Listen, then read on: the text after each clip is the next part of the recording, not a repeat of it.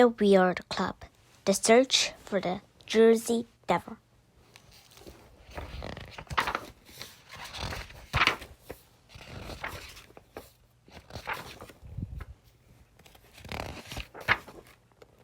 Chapter 1.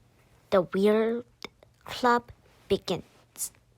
Hello, my name is Mark Aldrich, and I have a club called the Weird Club. So far, I'm the only member. That means I'm the president and vice president, as well as the treasurer. My older sister, Mikhail, says that it's weird to have a club where you're the only member. So I said, fine, then I'll call it the Weird Club. That's how my club got its name. The purpose of the Weird Club is to look for local legends about ghosts or monsters, creepy tours of UFOs and space aliens, bizarre buildings, spooky cemeteries, or even just odd people who live nearby. I'm fascinated by anything that's unusual or remarkable, mysterious, unexplainable, or just plain weird. I told my family all about it during dinner last night. Mikhail stared at me the whole time. So did my younger sister, Rachel. Nobody is going to want to be in a club like that, snapped Mikhail. It sounds weird, said Rachel, chewing her spaghetti. Of course it's weird, I replied. That's the whole point. But my father thought it was interesting, and he gave me this journal so I could keep track of my club's findings. So now I have a Weird Club journal. I even have a Weird Club logo. Here's what it looks like. The Weird Club. Pretty cool, huh? Let me tell you about how I started my club. It all began with the photo that I took on a class trip last month. I live in New Jersey, in a town called Basking Ridge. It's mainly famous for its rolling hills, which means that there's not much to do here. It's just a pretty small, pretty normal place, but like most places that seem normal at first, you can find a lot of weird stuff going on. You just have to look for it. My 7th grade class went on a trip to the place called Jockey Hollow, nearby Morristown. George Washington and his soldiers camped out there during the Revolutionary War. Our teacher, Mr. Dorman, said they stayed there during the coldest winter in over 100 years, and many men died. I shivered. It was a gray, gloomy day. I glanced around the campgrounds and saw some small timber huts, which were made to look like the huts that the soldiers used. The huts were kind of spooky, so I took some pictures with my digital camera. Later on, when I looked at the photos, I noticed something weird. There's a really neat combination fork and knife that was used by one of the Washington's men at Jockey Hollow over 200 years ago. This is the photo with the strange ball of light in front of the cabin. In one shed, hovering a few feet above the ground in front of a hut, was a strange ball of light. I knew I haven't seen anything like that at the campgrounds.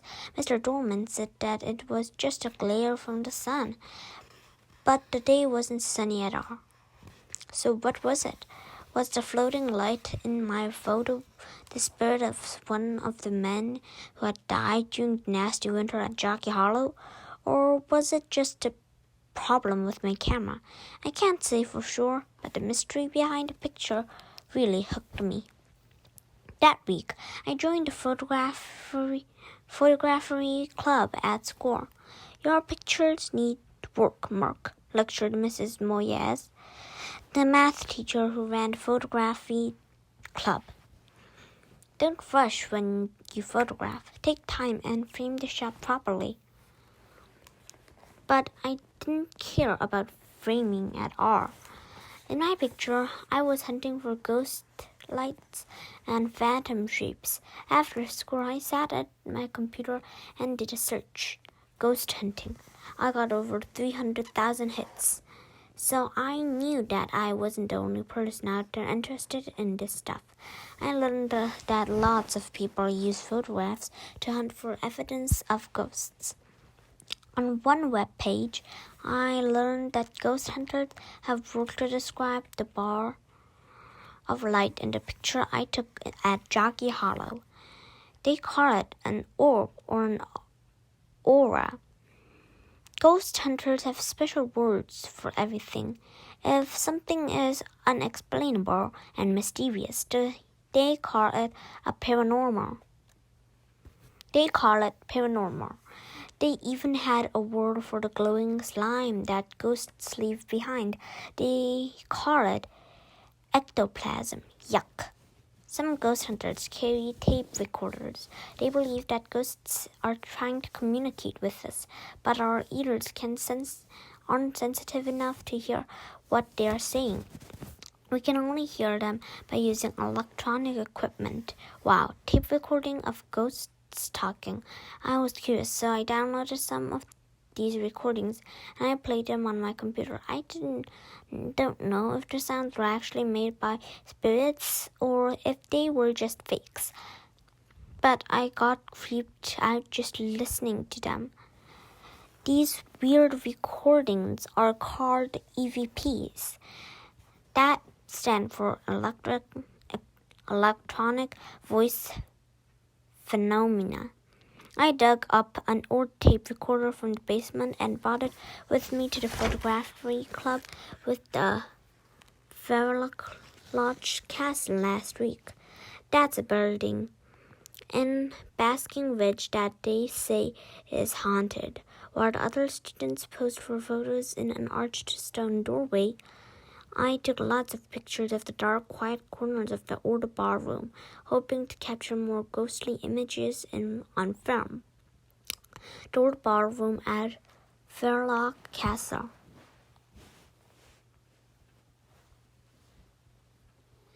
Then I took out my tape recorder. "What on earth are you doing?" asked Mrs. Moyes when she saw me holding my microphone up to the roughed stone wall. "EVPs," I explained. That stands for electronic voice phenomena. I'm trying to record the ghost of Fairlock Castle. After that, Mrs. Moyes kicked me out of the photography club. She said that I was scaring the other students. That's when I decided to start a club of my own. I was hoping that I could get some other people to join too. There are far too many strange places, people, and stories for me to write about them all. I went to the principal's office during study hall yesterday and asked Mr. Alford, the principal, about it. He looked at me from behind his cluttered desk. In order for the school to officially recognize the club, all you need to do is sign up at least 5 members. He said, 5 members. I repeated, disappointed. He said, sure, just ask some friends of yours to join. Unfortunately, I don't really have a whole lot of friends, so the principal suggested that I make an announcement in class. This morning, my homeroom teacher, Mrs. Fischetti, called me to the front of the classroom. "Mark has a wonderful surprise for you," she said.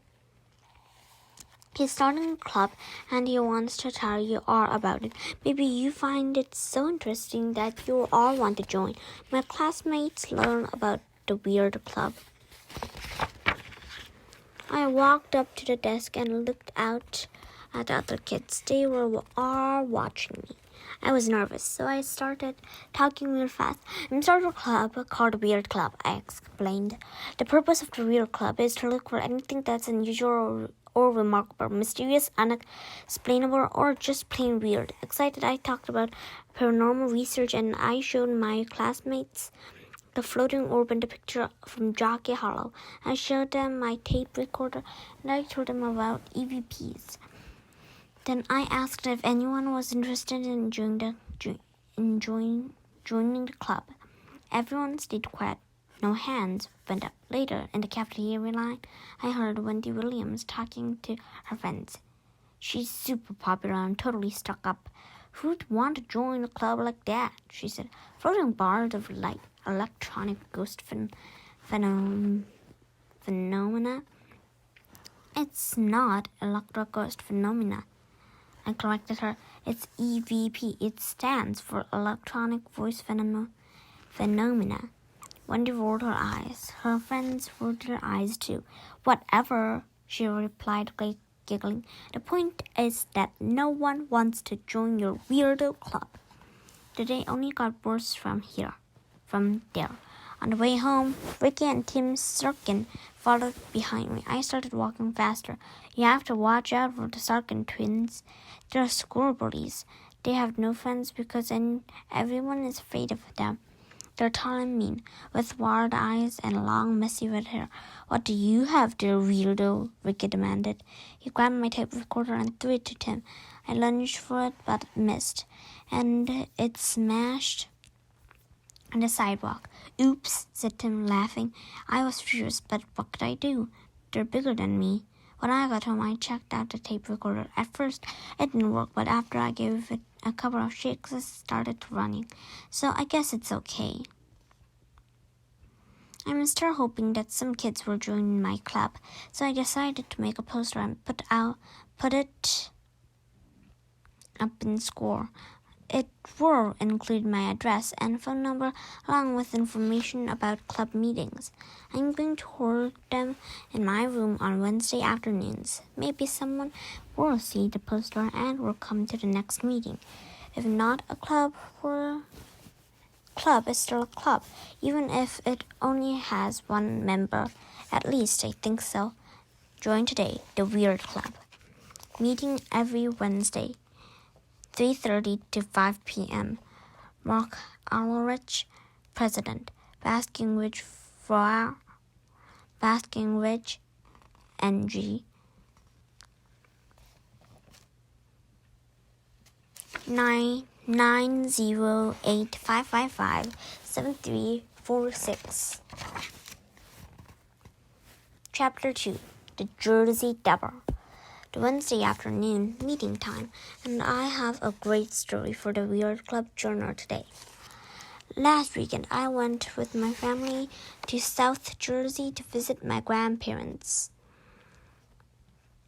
They live in a place called Leisureville. I think it's only for retired people. On the surface, Leisureville doesn't seem like a spooky place. Hold on. I take that back. There's a strange woman named Mrs. White who lives across the street from my grandparents. She's always out walking. Every time I see her, she's wandering up and down the street or through the woods. It's like she's looking for something that she can't find, and she's always dresses all in white. I think she looks like a ghost, but my grandmother says that she's just a lonely old lady. Other than Mrs. White, I've never noticed anything spooky about Leisureville. It's a quiet, calm neighborhood where most of the houses look alike. The old people who live there wave and smile whenever we pass them on the street, but Leisureville is right next to one of the spookiest places in all of New Jersey, a thick forest called the Pine Barrens. For nearly 300 years, people have been telling stories about a strange creature that lives in the Pine Barrens. Not many people have actually seen the creature, but those who have seen it say that it has the head of a dog, the body of a kangaroo, and the wings like a giant bat. And that's not all. It also has antlers like a deer, the face of a horse, 2 legs like a human, a long forked lizard tail, and 2 extremely sharp, threatening claws. Sound like the whole zoo in one monster.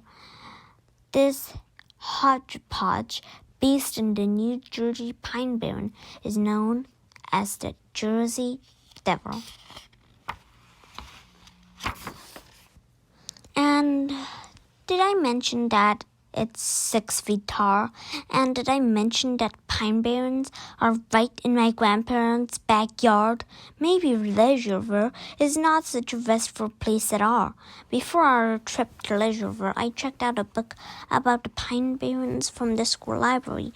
I read it in the car on the way there, and I learned a lot about the Jersey Devil.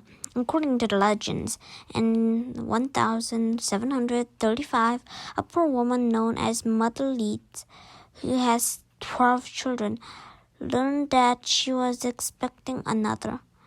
Afraid that she could not take care of a 13th, she threw up her hands in fear and said, "Let this one be a devil." Her neighbors were shocked by the horrible wish. On the stormy night that Mother Leeds gave birth, she was surrounded by women from the town. Some dared to help, others just curious. At first, the baby seemed to be a normal little boy.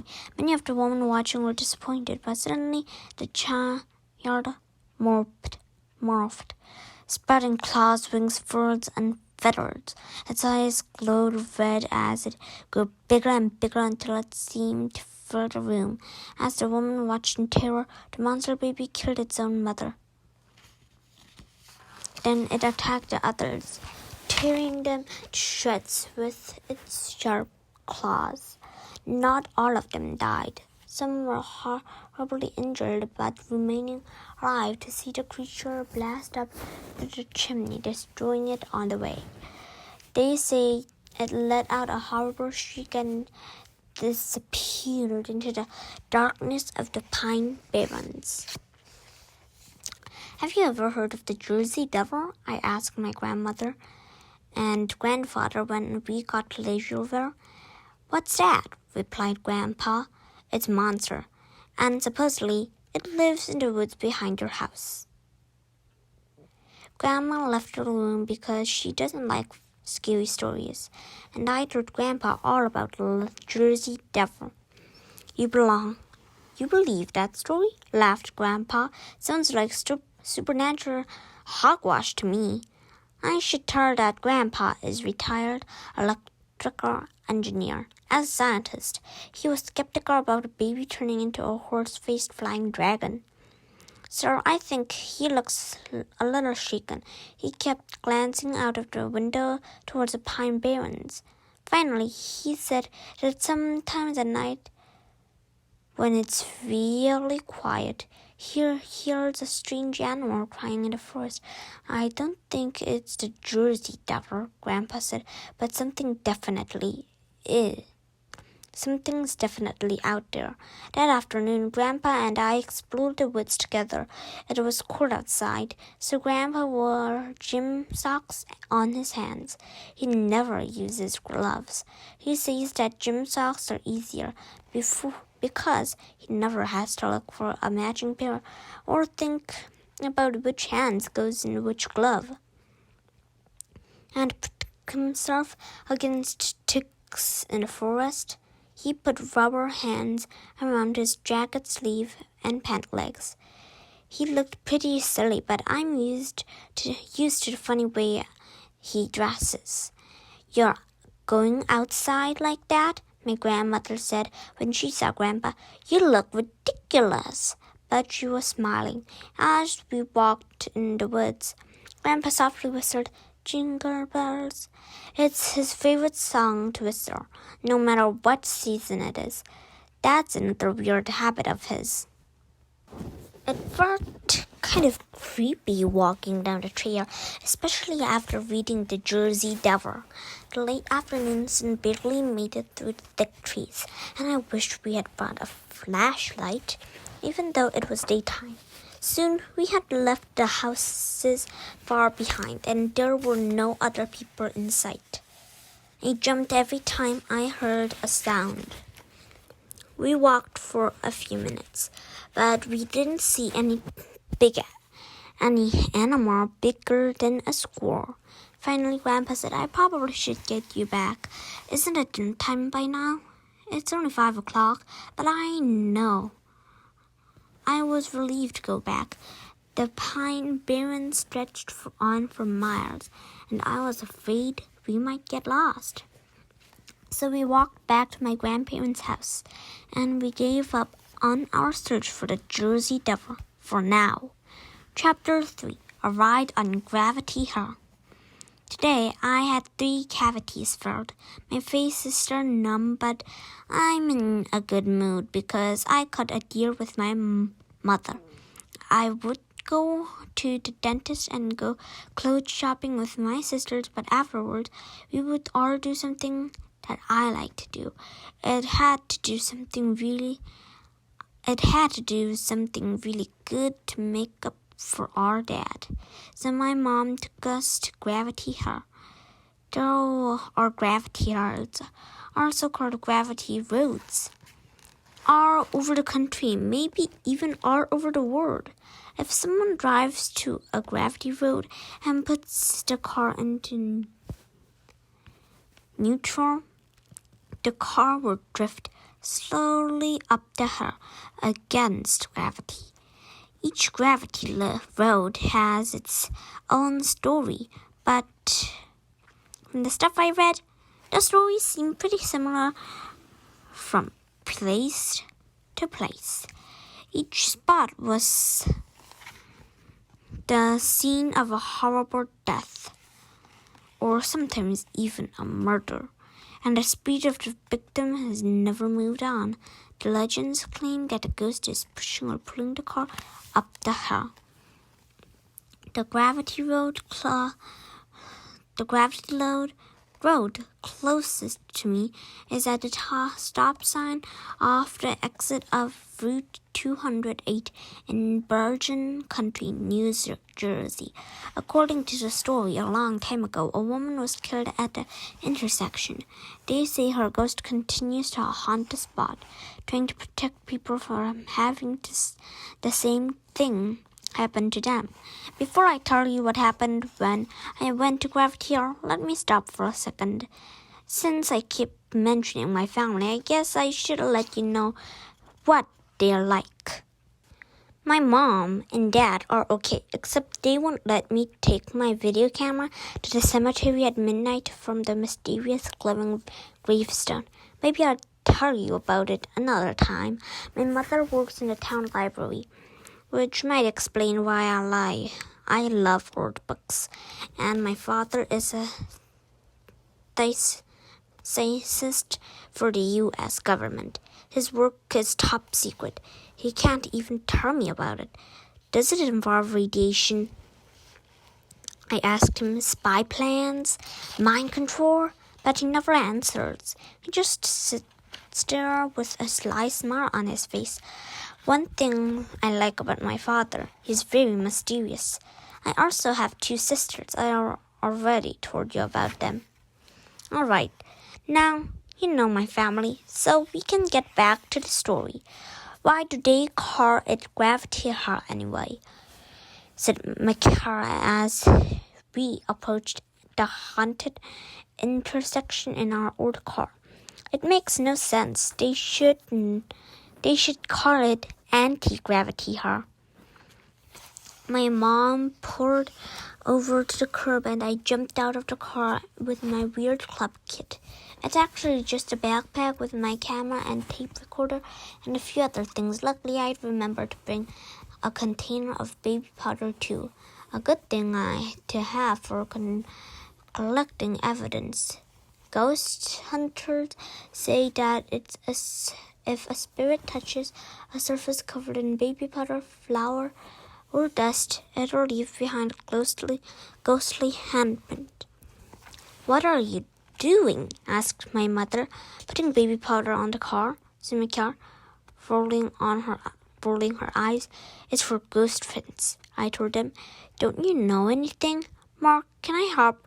Asked Rachel, climbing out to join me. I showed Rachel how to sprinkle baby powder evenly all over the hood of and the bumpers. Mom and Mika stayed inside the car and watched us work. Is that enough? Said Rachel. Her hair and clothes were all powdered as the car. It's perfect. Then I looked back up the hill. A few vehicles passed us, heading down the ramp. When the coast was clear, Rachel and I hopped back into the car. Okay, Mom, put it into neutral and taking your foot off the brake. She did. Normally, putting a car in neutral would make it roar down the hill. But instead, we began to slowly travel up the hill, seemingly against gravity. My mom and I grinned. Rachel gave a guard. Of course, Mika wasn't impressed. It's an optical illusion, she insisted. There's no ghost. It looks like we're going uphill, but we're really going downhill. Maybe, I said, holding up the baby powder. Oh, maybe we'll get ghost prints on the car. That would be evidence of spectral phenomena. Spectral phenomena? Mika groaned. Give me a break. That's a phrase that ghost hunters use, I told her. It means ghosts. Why don't you just say ghosts? Asked Rachel. Ghost hunters, said Mika. Baby powder. Why do I have such a beautiful brother? I couldn't wait to check the ghost prints. Unfortunately, as we were picking up speed, rolling backward up the hill, a police car showed up, flashing its light. As my mother pulled over and rolled down the window, we saw a sign outside which read, "Trying out Gravity Road is not permitted." After getting a ticket, my mother was so mad that she wouldn't let me check for ghost prints. Then on the way home, it started raining. So all remaining evidence, if there was any, was washed away. I was disappointed that I didn't get to check for ghost prints. But it was still really great going up Gravity Hill, or Anti-Gravity Hill, if you ask my car. Too bad my mom won't ever take me back there. Chapter 4. Spookiness in San Antonio. Exciting news! This afternoon, just as I was about to start my Wednesday Weird Club meeting, my mom knocked on my door. Mark, there's a boy standing on the porch. I asked him if he wanted something, but he didn't answer. I think he's just shy. Maybe he wants to talk to you. I went downstairs and opened the front door. It was a kid from school, Mark Brownlow. He is new in town, and I don't really know him that well. He's kind of funny looking, sort of short and chubby, with lots of freckles. Hey, what's up? I said. He just stood there on the doorstep, rocking back and forth. My mom was right. He's shy. Super shy. I tried again. I know you from school, right? Your name is Mark, just like mine. The other Mark nodded, unable to look me in the eye. He stared down at his sneakers. Finally, he managed a few words. He tried again. I saw your poster at school, he muttered, holding up a crumpled flyer. Can I join your club? I smiled and I laughed. Really? I asked him. I couldn't believe that someone was finally taking my club seriously. You really want to join? I was so happy that I felt like jumping up and down. And I found out he really did want to join. He wasn't even so shy anymore once we started talking. It turns out he moved here last year from San Antonio, Texas. So let me introduce Mark, the newest member of the Weird Club. All right, so you don't get us mixed up. Since my last name starts with an A and his last name starts with a B, we'll call ourselves Mark A and Mark B. Now, maybe my sister would stop bugging me about having a club with only one member. San Antonio, Texas, to the Weird Club. Hello, fans of the weird. My name is Mark B., and I grew up in San Antonio, Texas. When I first heard about the Weird Club, I immediately thought of my hometown. You can't get weirder than San Antonio. It's haunted, at least that's what they say. Ghosts are my favorite subject. I also like history because ghosts and history go together. Do you think ghosts are real, or are they just in your imaginations? And if you do exist, what are they? Are they confused spirits of people who died sudden deaths so that they don't even know that they're dead? Or are they just too stubborn to accept their life on Earth is over? Of course, you don't have to answer any of these questions. That's one of the great things about ghost stories. They ask a lot of questions. They ask a lot of questions that no one can answer. The Donkey Lady. One of the weirdest San Antonio ghost story is about a donkey lady. Donkey lady is gonna get you. My brother used to shout to frighten me. The donkey lady is going to get you. Then he'd made me make crazy hee-haw noises. It always terrified me. I guess it was pretty easy to scare me back then. So what's the donkey lady? Well, it's hard to say for sure because there are so many different stories about her.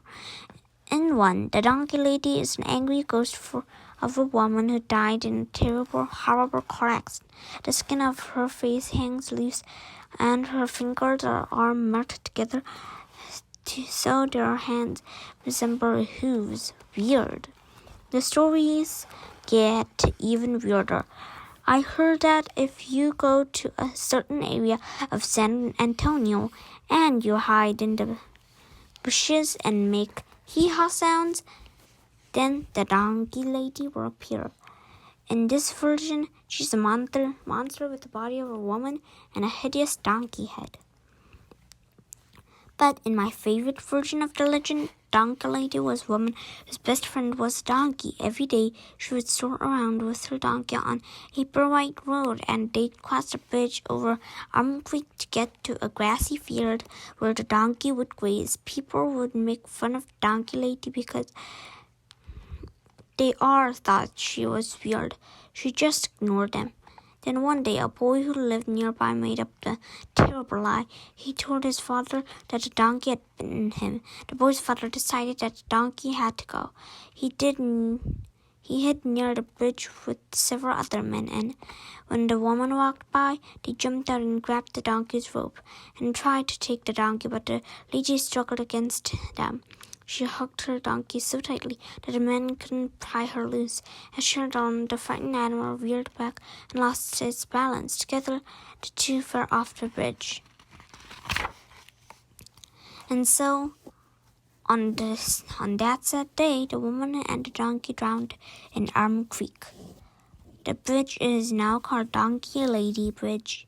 People say if you drive there and turn off your car's headlights, then the ghost of the donkey later will think that you've come to take her donkey away. She'll get angry and start throwing rocks, and you'll hear the sounds of hooves coming closer and closer. My father said that when he was a teenager, he would park with his friends on Donkey Lady Bridge and wait for her to show up. Once on the empty bridge at night, they would hear the click-clack sound of the phantom donkey approaching. I asked him what happened next. He just laughed and said, "We didn't wait around to find out." The ghosts of the Alamo. Here's another weird story from Texas. A few years ago, we took a class trip to the Alamo, a place that's famous for its history and for its ghosts. And as we walked through the old buildings, the tour guide told us the history. It's most famous as the site of the bloody battle of the Alamo. He explained. American colonists and Texans were fighting for independence from Mexico. 200 Texan fighters was fighting for independence. 200 Texan fighters were attacked by thousands of Mexican shore soldiers. The Texans turned the Alamo into a fortress. From inside these strong walls, they held Alamo into of the soldiers for 13 days. Finally, the fortress fell under the rebellious Texans. The brave defenders of the Alamo were all killed. As the guide spoke, I imagined the battle happening around me. I pictured people dying right where I was standing. I shivered. The Alamo was giving me the willies. Alamo was giving me the willies. I felt haunted, just like I had heard. I wondered if it really was haunted. I raised my hand to ask the tour guide, "Can I help you?" he asked. I nodded. Other people in the tour group was watching me. "Well," he said, waiting. "What is it?" Finally I blurted out my question. "Are there ghosts here?" "Ghosts?" The tour guide grinned. "Of course there are ghosts. The Alamo is the number one most ghosts for haunted places in the United States. Remember the Alamo?" The tour guide loved to talk about the ghosts. This was definitely the best part of the class trip. When the Battle of the Alamo was over, he said, the Mexican army had a huge problem on their hands. Do you know what it was? I shook my head no. They didn't know what to do with all these dead bodies. He told us there were so many corpses that it was impossible to bury them.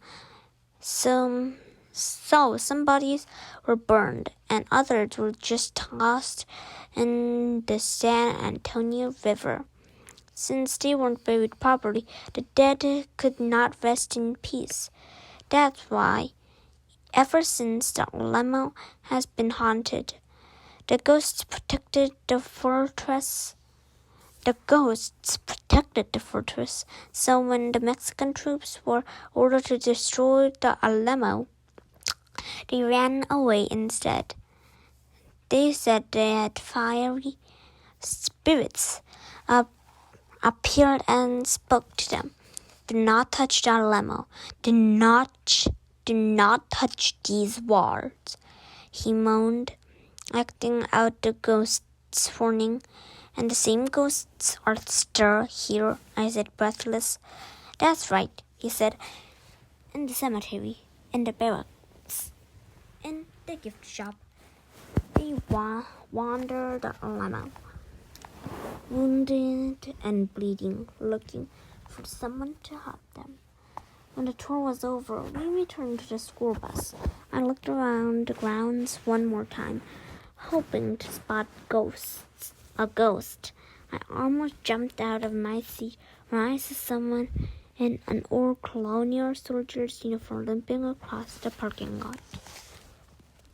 It was probably just a tourist, but you never really know. Not at the Alamo. More weirdness to come. Mark B. Chapter 5. Jersey Devil Update. Mark A. here. My grandfather has become obsessed with the Jersey Devil. Grandma called and told my dad all about it.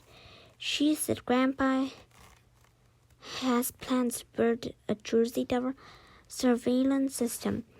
He is going to set up a bunch of video cameras in the backyard, all pointing into the pine barrens, and he is going to put bridge lights on the back porch so there's enough light from.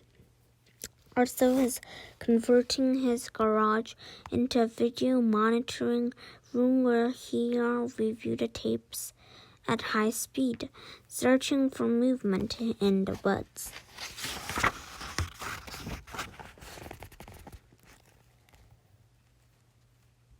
Thanks for giving your grandfather a hobby, Grandma said during the phone call. I couldn't tell if she was annoyed or amused.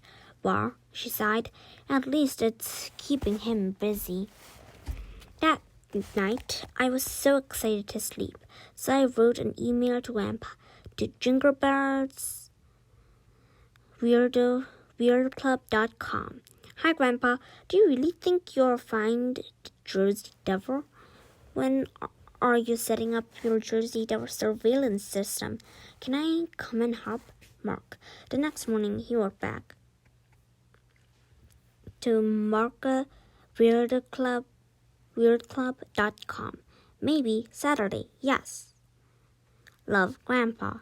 There's another weird thing about Grandpa. He writes very short emails. Chapter 6. The search for the Jersey Devil begins. I got up early on Saturday morning. I bolted out of bed and got dressed in a flash. Then I woke up my father. Come on, Dad, we have to go help Grandpa build his Jersey Devil surveillance system. Oh, I forgot. Today is Jersey Devil Day, mumbled my father as he got out of bed. You know, the new Jersey Devils are a hockey team. Only in New Jersey would they name a hockey team after a horse-faced flying dragon.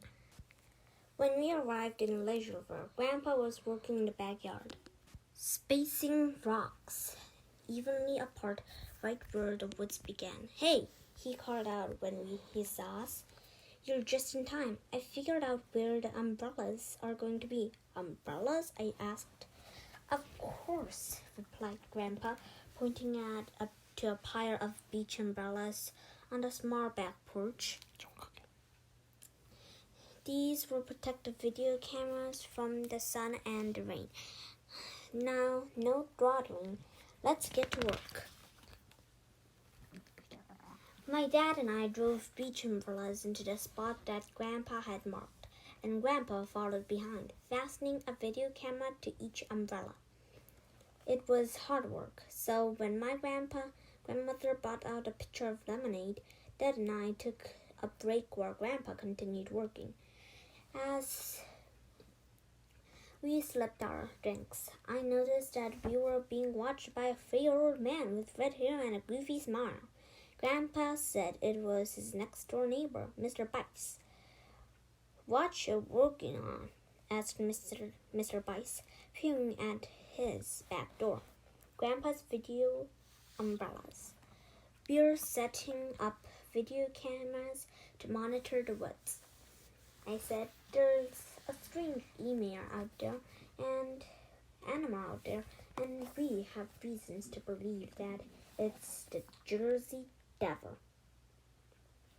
Mr. Bice smiled. The Jersey Devil, huh? He said, using a walker. He slowly made his way across his yard and headed over to us. His head was shaky, so the walker jingled as he moved. You know, in West Virginia, where I'm from, we had our own flying monster, a big brown thing with wings. They called it Mothman. Really? I exclaimed. Mothman? Forget about the Mothman. Forget about the Mothman, interrupted Grandpa. Let's concentrate on the Jersey Devil and no more gabbling. We have umbrellas to plant. The Mothman legend according to Mr. Bass. The creature was first spotted by 5 cemetery workers on November 12th, 1966. Afterwards, Mothman mania spread with Point Pleasant, West Virginia, for more than a year. More than 100 townspeople said they saw the weird beast. According to various witnesses, it was bigger than a man. It had large wings like a bat and horrible glowing eyes. Ugh. And it It could fly 100 miles per hour. Ugh. Break time was over. My dad and I got back to work, and Mr. Bice helped out. He moved really slowly, but he did the best he could, and I could tell that Grandpa appreciated it. By the end of that afternoon, we were finished. Grandpa and I grabbed videotapes and loaded the cameras. We powered them up and then stepped back and watched the red lights flashing. We were recording, and if the Jersey Devil made an appearance, we would get it on tape. After that, my dad barbecued hot dogs on the gas grill, and Mr. Bice joined us. It was a perfect way to begin our search for the Jersey Devil. And if I was nice to Grandpa, nice to see Grandpa laughing with Mr. Bice, my grandpa. And it was nice to see Grandpa laughing with Mr. Bice. My grandpa doesn't have many friends. Since he's kind of cranky and he dresses funny, people usually stay clear of him. As the sun went down, we sat there on the porch and traded stories about bizarre beasts and ghosts. Mr. Bice told us that sometimes at night he heard his wife walking around the house, turning the TV on and off, but she died 10 years ago. Spooky, I said. Could I go in your house sometimes and get EVPs? EVPs, scoffed Grandpa. You and your ghosts. You don't believe in ghosts? I asked. I'm skeptical, replied Grandpa. I'm also skeptical about the Jersey Devil. But if there's something weird sneaking around in the woods behind my house, I want to know what it is. Grandpa gazed into the woods for a moment. With a grin, he grabbed the lemonade and held it up high. Whatever it is, he declared, if it's out there, we'll find it. We all clinked our glasses together and repeated his toast. If it's out there, we'll find it. Chapter 7, A Gross Love Story from Florida. Greetings from Key West, Florida. Well, it looks like my club with no members is growing every day. Mark B. and said his cousin Diana loved the idea of the Weird Club. She is 13 and lives in Key West, Florida. He gave her my email address. He also showed me a picture of her. Wow, I said, she looks like a vampire. Mark B. laughed. Nuh-uh, she's just goth. I didn't know what goth was, so I searched on the internet and I saw some pictures of other people who were goth. They looked like vampires too, I guess. If you're goth, you're supposed to look that way. A few days later, I got an email from Mark's cousin. Mark's cousin with the story of the Weird Club journal. To the Weird Club. Greetings. My dear Mark, my cousin, the other Mark, says you're cool. If you ever find yourself in Florida, come for a visit. Just don't ever say that I look like a vampire again. Sorry my cousin is such a blabbermouth. Better be careful what you say around him. I submit to you the grisly legend of Count Karl von Kazar and the love of his life, Elena Milagro Hoyos, Missa. You gotta love these names. Count Karl was an eccentric old inventor who worked as a technician in an X-ray lab in Key West, Florida.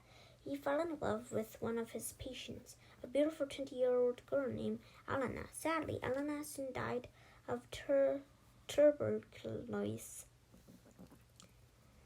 But that didn't stop Count Karl from loving her, or from wanting to be with her. Okay, now this is where the story starts to get kind of gross. Count Carr von Khazar, admiring Elena's photo. Count Carr thought that if he could perfectly preserve Elena's corpse, then he could somehow resurrect her. First, he put her body in a special coffin that sprayed her body with formaldehyde, a preservative. He placed a telephone inside the coffin in that so that he could talk with Elena's corpse. He was kind of insane, don't you think? Then he thought he could build an airplane and fly Elena close enough to the sun that the radiation would hear her. This story is disgusting, Mark. He constructed his flying machine out of spare airplane parts. When it was ready, he opened her coffin, and she was shocked to see that his efforts to preserve Elena had failed. Her corpse was lying in a puddle of putrid green slime. Rotting flesh barely covered her bones. Elena was almost unrecognizable. Again, the Count Carr, this was only a minor setback. He set out to restore Elena, to make her beautiful again. He used wires to hold her bones in place, and he used wax to reconstruct her body and face. He built a wig for her out of patches of her own hair, which had fallen out when she was sick. He stuck shiny glass eyes into her empty eye sockets, and he dressed her in a wedding gown to celebrate their union. 7 years passed. Time flies when you're in love. Eventually, Count Carr von Khazar was arrested, and Elena's body was buried in a secret grave somewhere in Key West, where he would never find it.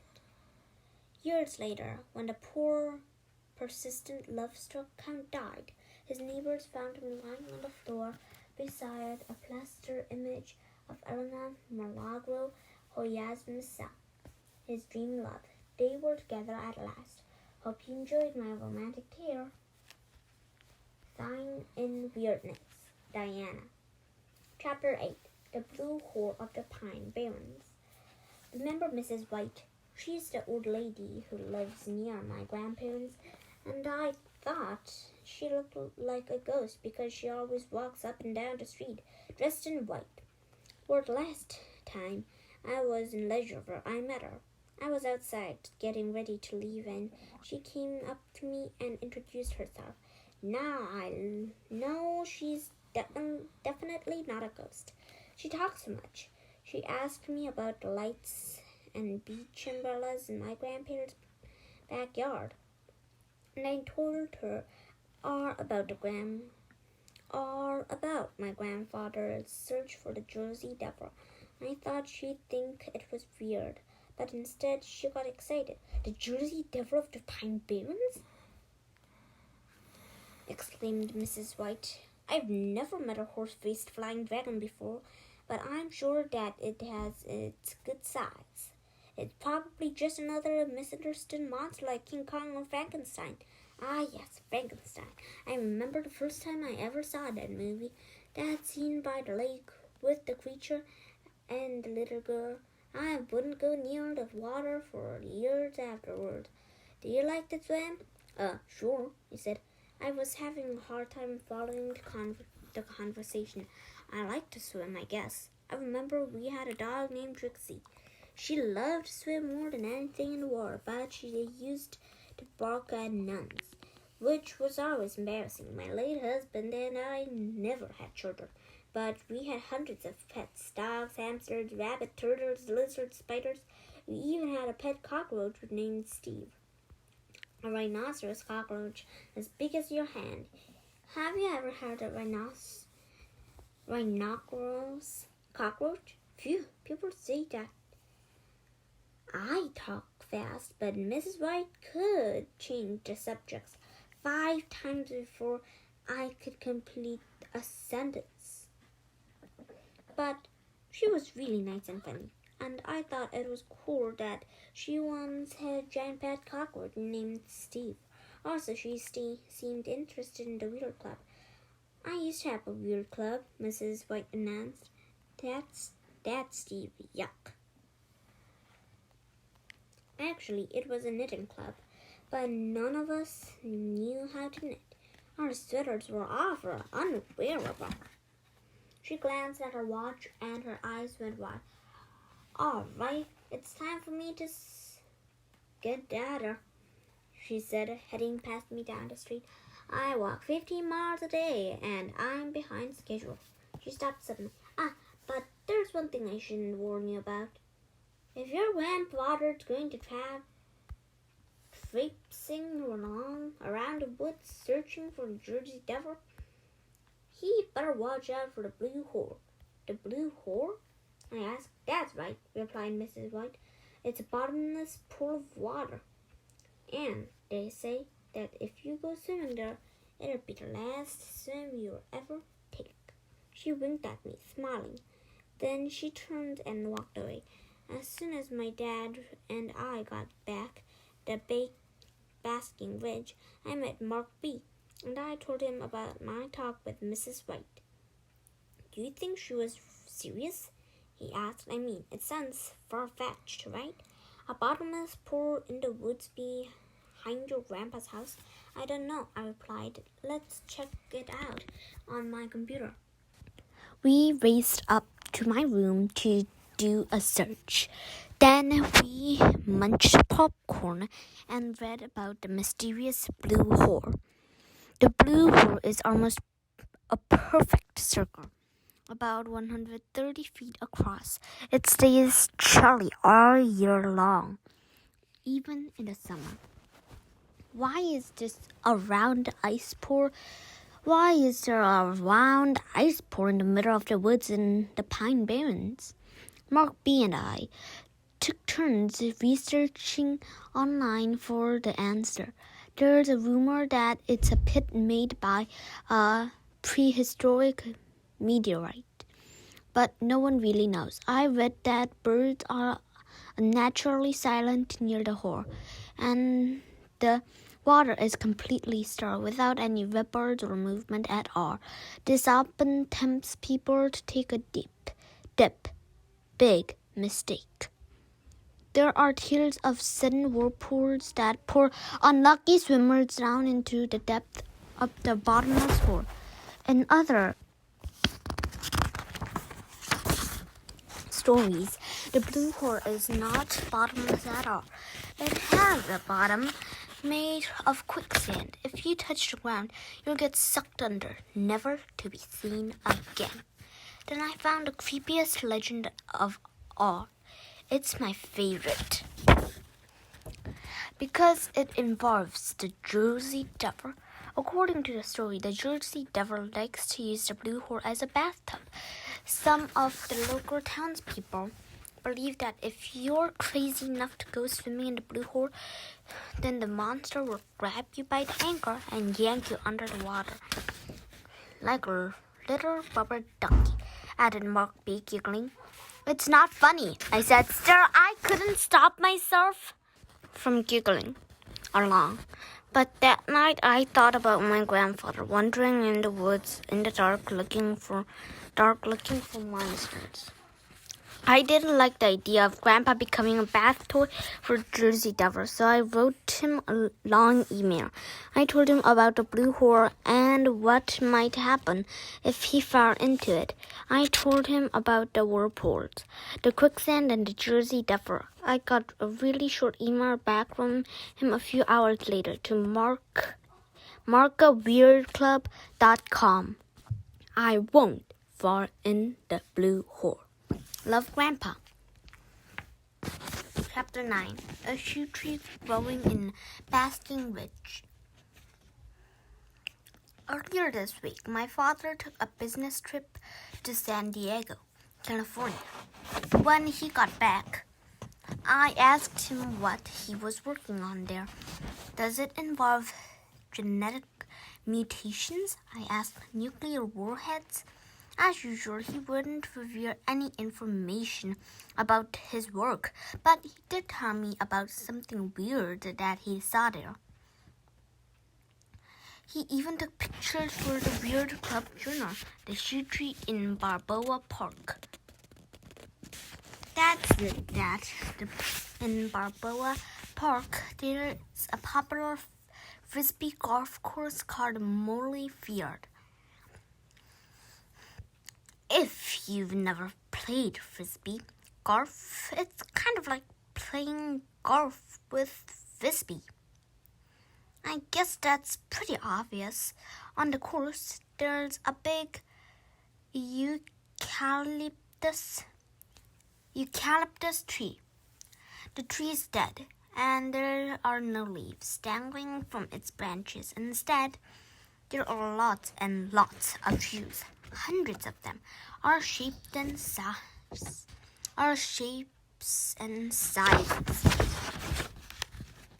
The first pair of shoes was tossed in a tree sometime in the early 1980s. Supposedly, someone got a hole in one and threw their shoe in the tree to celebrate. Since then, more and more people have decorated the tree with their cleats and sneakers. According to the story, San Diego's city administration once decided to cut down the dead tree, but a frisbee golf player organized a protest. The city revealed so many angry letters and phone calls that they decided to let the shoe tree stand. After Dad told me about the shoe tree of Balboa Park, I wondered if there were any other famous shoe trees. So I searched shoe tree on the internet and I got so many hits I couldn't read them all. There are shoe trees everywhere. I called Mark B and told him about it. He didn't get it at first. Why would people want to toss their shoes up into trees? He asked. Maybe they do it because it makes no sense, because it's such a weird thing to do, I said. That seemed logical to him, so we decided to make a shoe tree right here in Baskin Ridge. We talked about what kind of tree would make a good shoe tree.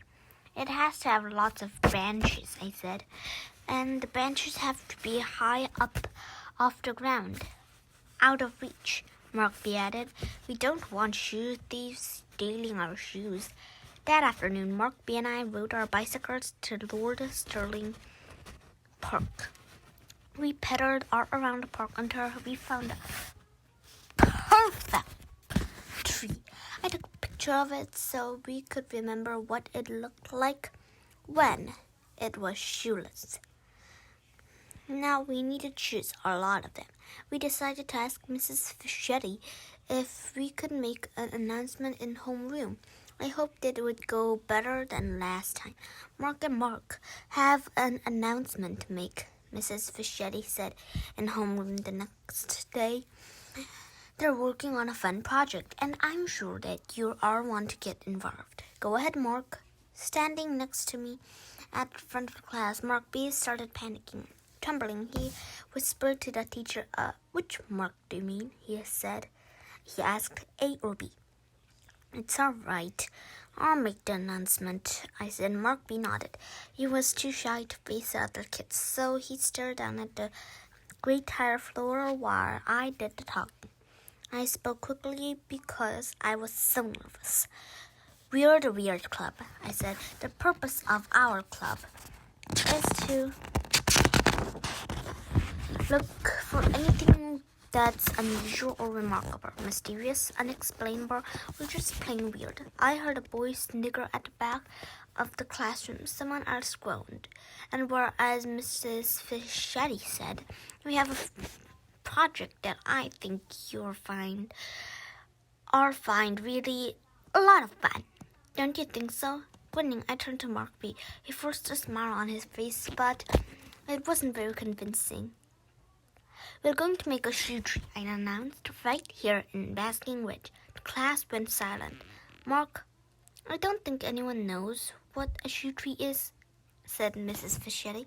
"It's just a tree," I replied, "with shoes hanging from it.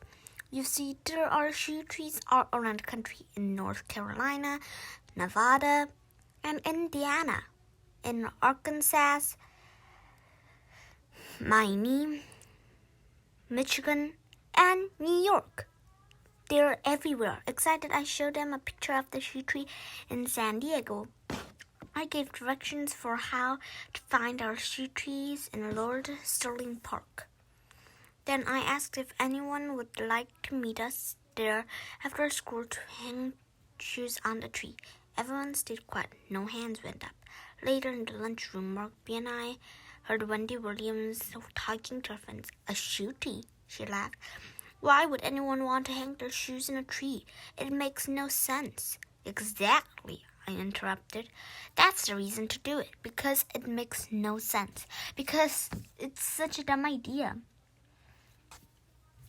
"It sounds like weird club logic to me," she said, rolling her eyes. Of course, Wendy had no idea what I was talking about, and the other kids didn't either. "They just don't get it," Markby said. "It's okay. You can make a shoe tree without their shoes." After school, I went home and found a pair of winter boots that didn't fit anymore. Then I rode my bike to the shoe tree to meet Markby. When I got there, he was sitting at the foot of the tree, looking bummed.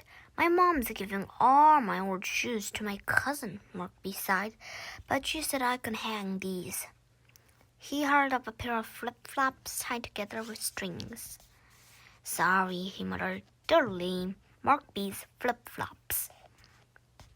"No, they're perfect," I said. "Let's put them on in the trees." Mark and I took turns throwing the flip-flops into the tree. That part was easy. Getting them to stay up there proved to be much more difficult. It was a windy day, and the flip-flops kept flying off the wrong direction. My boots were also hard to hang. I tied the laces together and flung them up in the air, but I missed and they almost hit me on the way back down. We realized that different footwear required different hurling techniques.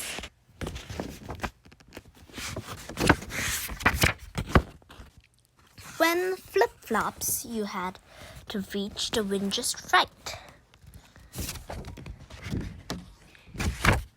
With flip-flops, you had to catch the wind just right. But with heavier shoes, it was brute force, trial and error. Finally, the boots caught. Then the flip-flops. Out of breath, Markby and I sat down and watched them dangling from the branches above us, twisting and turning in the breeze. Our breathing sounded loud in the empty park. "They look nice up there, don't they?" said a voice behind us. I turned around. It was a girl from school, Stella Lowe. She is Chinese-American. Always keeps to herself. Sits at the front of the class. Stella was standing next to her bike. I wondered how long she'd been watching us. She pulled a paper bag out of her bike basket and handed it to me. "These are for your shoe tree," she said. Inside the bag, I found a pair of pink slippers with smiling pigs on them. They were tied together with a brilliant red ribbon. "They're kind of silly," she laughed. "Not as bad as my flip-flops," said Markby. Stella stepped back. "Watch this. I'll get them up there. First throw." She eyed the tree, concentrating, and took a deep breath and another. Then, holding onto her one slipper and swinging the other in a big circle like a pinwheel, she ran towards the tree. She let go at the very last moment and gracefully lifted her slippers into the sky. She missed the tree completely, but it was definitely an impressive performance. "Okay, second throw," said Stella, retrieving her smiling pig slippers from the bushes. Okay, third throw, she said after another miss. It took her 12 tries, which was much better than Mark B and I did. Before we left, I took a picture. Not much of a shoe tree, but it's a start. Oh, I almost forgot to mention something that weirded us all out. As we were riding our bikes and out of Lord Sterling Park, we realized that we hadn't been alone. We spotted Ricky and Tim Sarkin hiding behind some trees. We assumed that they were waiting for us to leave so they could climb up the tree and steal the shoe. But the next day, we came back and the flip-flops, slippers, and boots were still up in the tree too. So why were they watching us? We couldn't figure it out. You never know what the Sarkin twins are up to. Chapter 10. Home is where the art is. Sometimes people can surprise you. I never thought much about Stella being weird, but now that I know her better, I think she's one of the weirdest people I ever met. And of course, I mean that as a compliment. Besides being a good shoe tosser, Stella's an artist. This afternoon, she showed Mark B and me her latest art project. In her garage, she's been making replicas of world landmarks out of things you find in the bathroom. She made a Statue of Liberty out of toothpaste and toothpaste tubes. And now she's sculpting a leaning tower of Pisa out of soap. Her work was cool and strange, and it smelled good too. Best of all, Stella joined the Weird Club and gave me some great stories and photos for the Weird Club journal.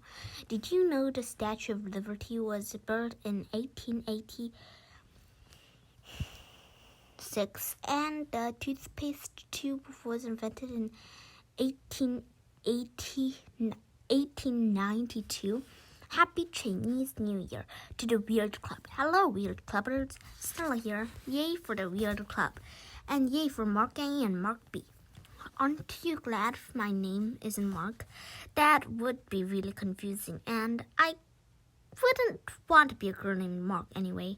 Mark A said I was an artist, but I don't know if that's true. I just love making things. My mom and dad are okay about letting me make stuff as long as I ask their permission first. So far, they've only rejected one project. For Chinese New Year, I wanted to cover the front of the house with bumper stickers that said, Happy New Year with the year.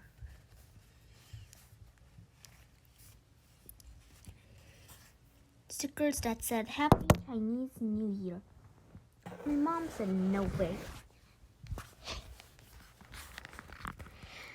When you get your own house, you can cover it with Happy Chinese New Year bumper stickers, she said. But in this house, we put bumper stickers on the car, and only on the bumper. Don't get crazy. I guess it's obvious that my kind of weirdness is not about ghosts and EVPs, though I think they're really cool. I'm fascinated by people who make their own weirdness.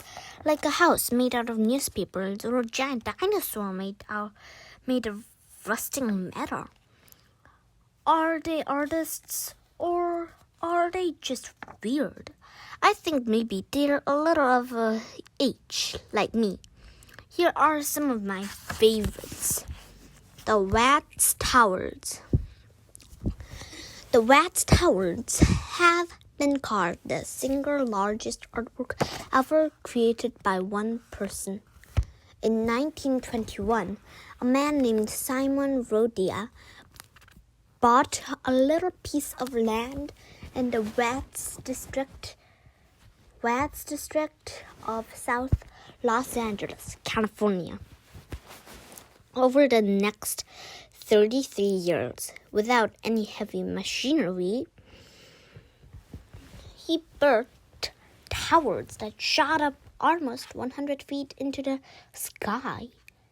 The only help he received was from neighbors had kids. He paid them pennies, and they provided bottles, broken tires, metal, pottery, marbles, mirrors, seashells, and everything else he could use to decorate his creation. He called it Nuestro Pueblo, which means our town in Spanish. I had in my mind to do something big, and I did it, he once said. He sure did.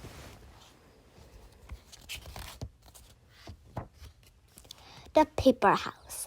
For 20 years, between 1922 and 1942, a man named Sceurman used all the newspapers to build the paper house of Rockport, Massachusetts. A house made of paper? Well, not entirely. The frame, floor, and the roof was made of wood, and there are normal shingles on the roof to keep the rain out. But almost everything else in a paper house is made of old newspapers' logs. Newspaper logs, which are 215 pages thick.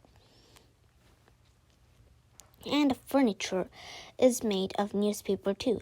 Mr. Sceurman made newspaper grandfather clock and a newspaper piano. Actually, it's a regular piano covered with newspaper. Come on, he had to cheat a little.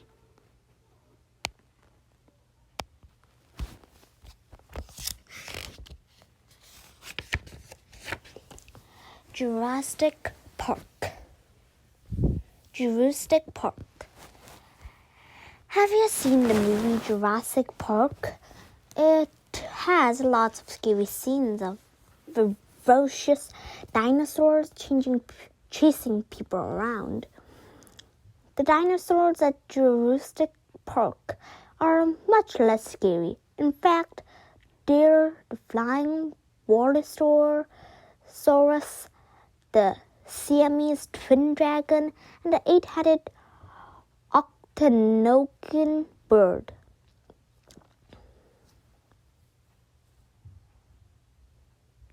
They'll probably make you laugh instead. They're the flying Wallosaurus, the Siamese twin dragon, and the 8-headed octanogan bird.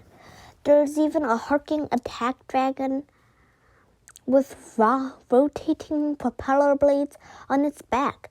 Most of the dinosaurs rock and sway. Most of the dinosaurs rock and sway if you touch them or the wind blows on them. So Jurassic Park feels strangely alive. The owner of Jurassic Park, Clyde Vinia, says that he found all of these prehistoric creatures buried in McMillan's marsh near Marshfield, Wisconsin. He's just kidding, of course. His creations were not really made from dinosaur bones. They were built out of rusty old car parts and other pieces or of scrap metal. Mr. Vinia has been creating make-believe dinosaurs in his spare time for years. Thinking about Jurassic Park made me want to create my own dinosaur, or maybe a winged creature like the Jersey Devil. I could use scrap metal and newspapers, and I'll put a car alarm in its mouth so it'll go whoop, whoop, whoop at night. It'll be funky, drunken, noisy, joysy devil. I know, Mom, I know. When I get my own house, stay weird, Stella. Chapter 11. Don't forget the Coral Castle. To the Weird Club. Greetings, Mark and Stella. Thanks for emailing me Stella's stories about weird art. They were great, but I'm writing because I want to say don't forget the Coral Castle. The Coral Castle was built in Homestead, Florida, by a strange and lonely man named Edward Leeds Scarlin. His name is too long, so I'll call him E.R. for short. In 1913, E.R. was 26 and was engaged to Agnes Cuffs, who was 16. He called her his sweet 16, very lovey-dovey. But she called off the wedding, and the poor guy just never got over it. He moved to Florida, and for 28 years, working only at night, he built a stone monument to his lost sweet 16. The Coral Castle is like a palace made out of 1,100 tons of coral stone. There's a half-ton heart-shaped table. Ripley's, believe it or not, called it the world's largest valentine. There's a 9-ton swinging gate at the 30-ton tower of stargazing. There's even a bedroom with twin stone beds, one for E.R. and one for the girl who rejected him. Doesn't that break your heart? The weirdest part is that no one knows how one man, working alone, could have moved and carved these gigantic borders. Did he have Superman strength, or why did he only work at night? And why did he only work at night? The theory got pretty wacky, and there are a lot of them. Some people believe that E.R. had unveiled the mystery on how the ancient pyramids of Egypt was built. Some say he could move boulders by placing his hands on them and chanting. Others insist that he had UFOs assisting him. I have my own theory, which doesn't involve space aliens or supernatural powers. But then again, I'm a romantic kind of girl. I think that the power of love can do amazing things. Fine and weirdness, Diana. P.S. Hey, Mark A., I almost forgot the most important part. In this package, I'm including a pair of ballet slippers for your shoe tree. They're too small for me now, and I thought they'll look nice hanging next to your big or smelly boots. I hope you don't have too hard time hanging them. It took me 9 throws to get Diana's ballet slippers into the shoe tree. I think I'm finally getting the hang of shoe tossing. But the tree still looks bare. We need more shoes. Mark A. While we are talking about weird art, I just wanted to mention that San Antonio, Texas, has a weird artist named Barney Smith.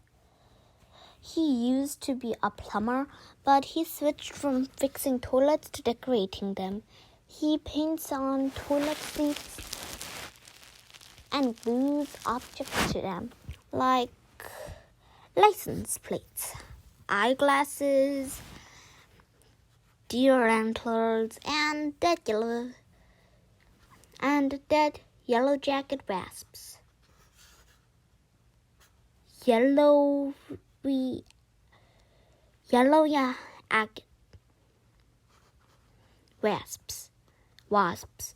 They're created over 700 water pieces of toilet art. He's created over 700 water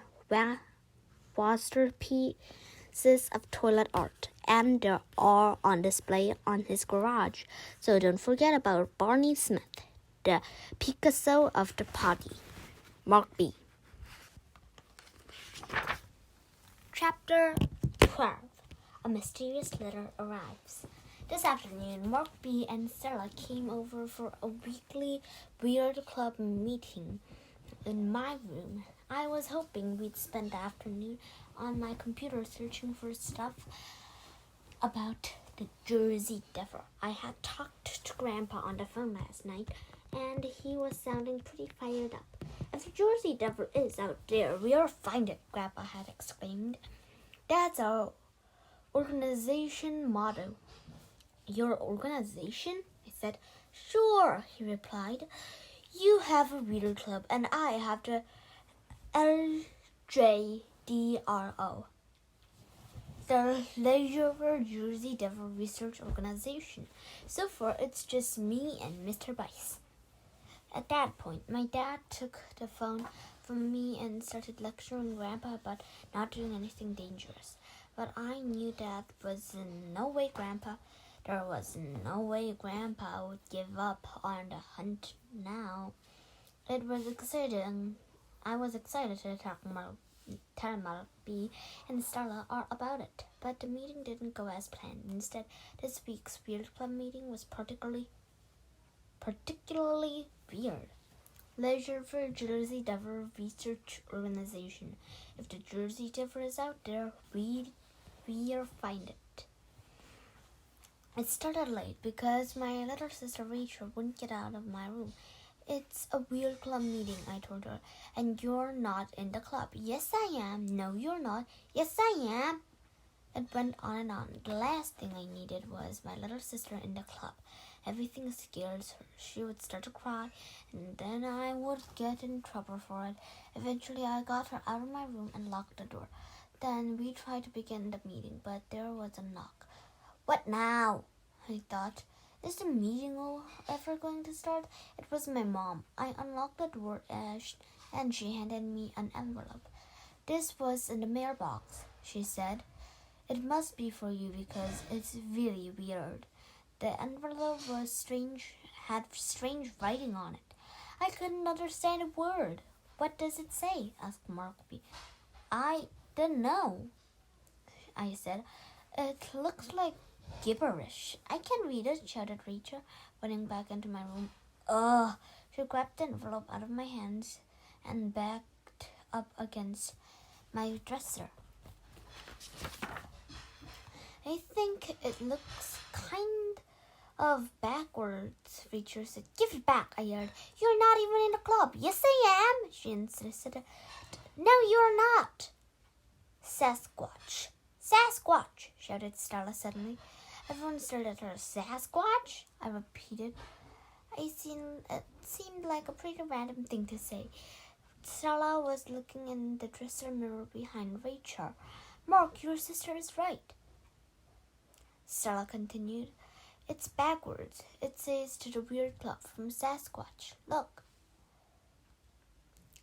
We gazed at the envelope in the mirror and saw that the reflection of the handwriting was perfectly legible. It's mirror writing, exclaimed Stella. I knew it was, Rachel bragged, smiling up at Stella like they were best friends. Sasquatch is another name for Bigfoot, I said. Who's that? Asked Rachel. Bigfoot monsters are like giant apes. They walk like humans, I told her. I don't really believe they exist, said Stella. I do, exclaimed Markby. I heard they are tall and have humongous feet. They smell bad and sometimes they eat little kids. They eat kids? Whispered Rachel, growing nervous. See, I told you she gets scared easily. I opened the letter and pulled out a pencil drawing of a snarling, angry Bigfoot.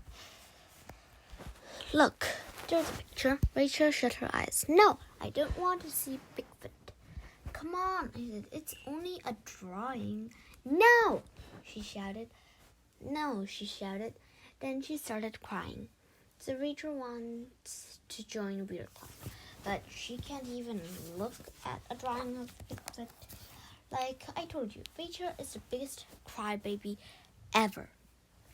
Anyway, Rachel left finally. Once she was gone, we all tried our hand at mirror writing. Here's what we wrote.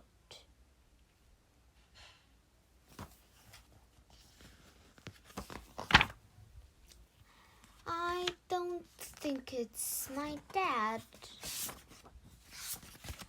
Mirror writing is hard, but mirror reading is much easier. We held the letter up to the mirror and then copied down what we saw. Here is Here it is, to the Weird Club. Congratulations, Weird Club, on cracking my code. That solves one mystery, but there are plenty more to keep you busy.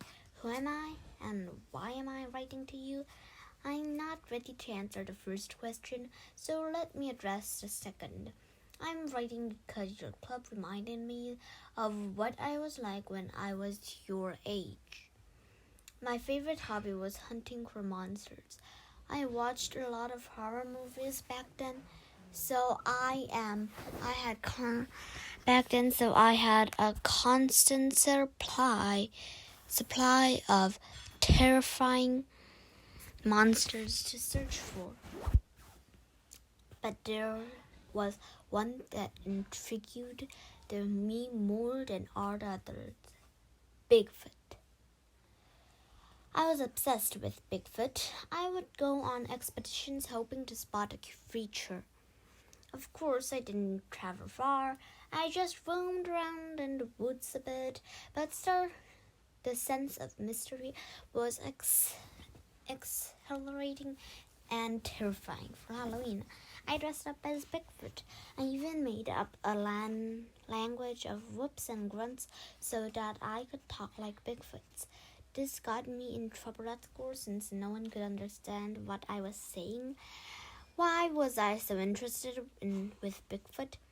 How can you not be impressed by a legendary beast that stands over 8 feet tall, weighs more than 300 pounds, and has shaggy hair, broad shoulders, enormous feet, and unbearable odor?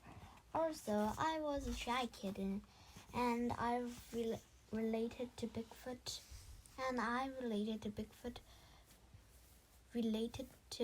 because I thought that it was shy. It was shy too. I imagined that it was friendly.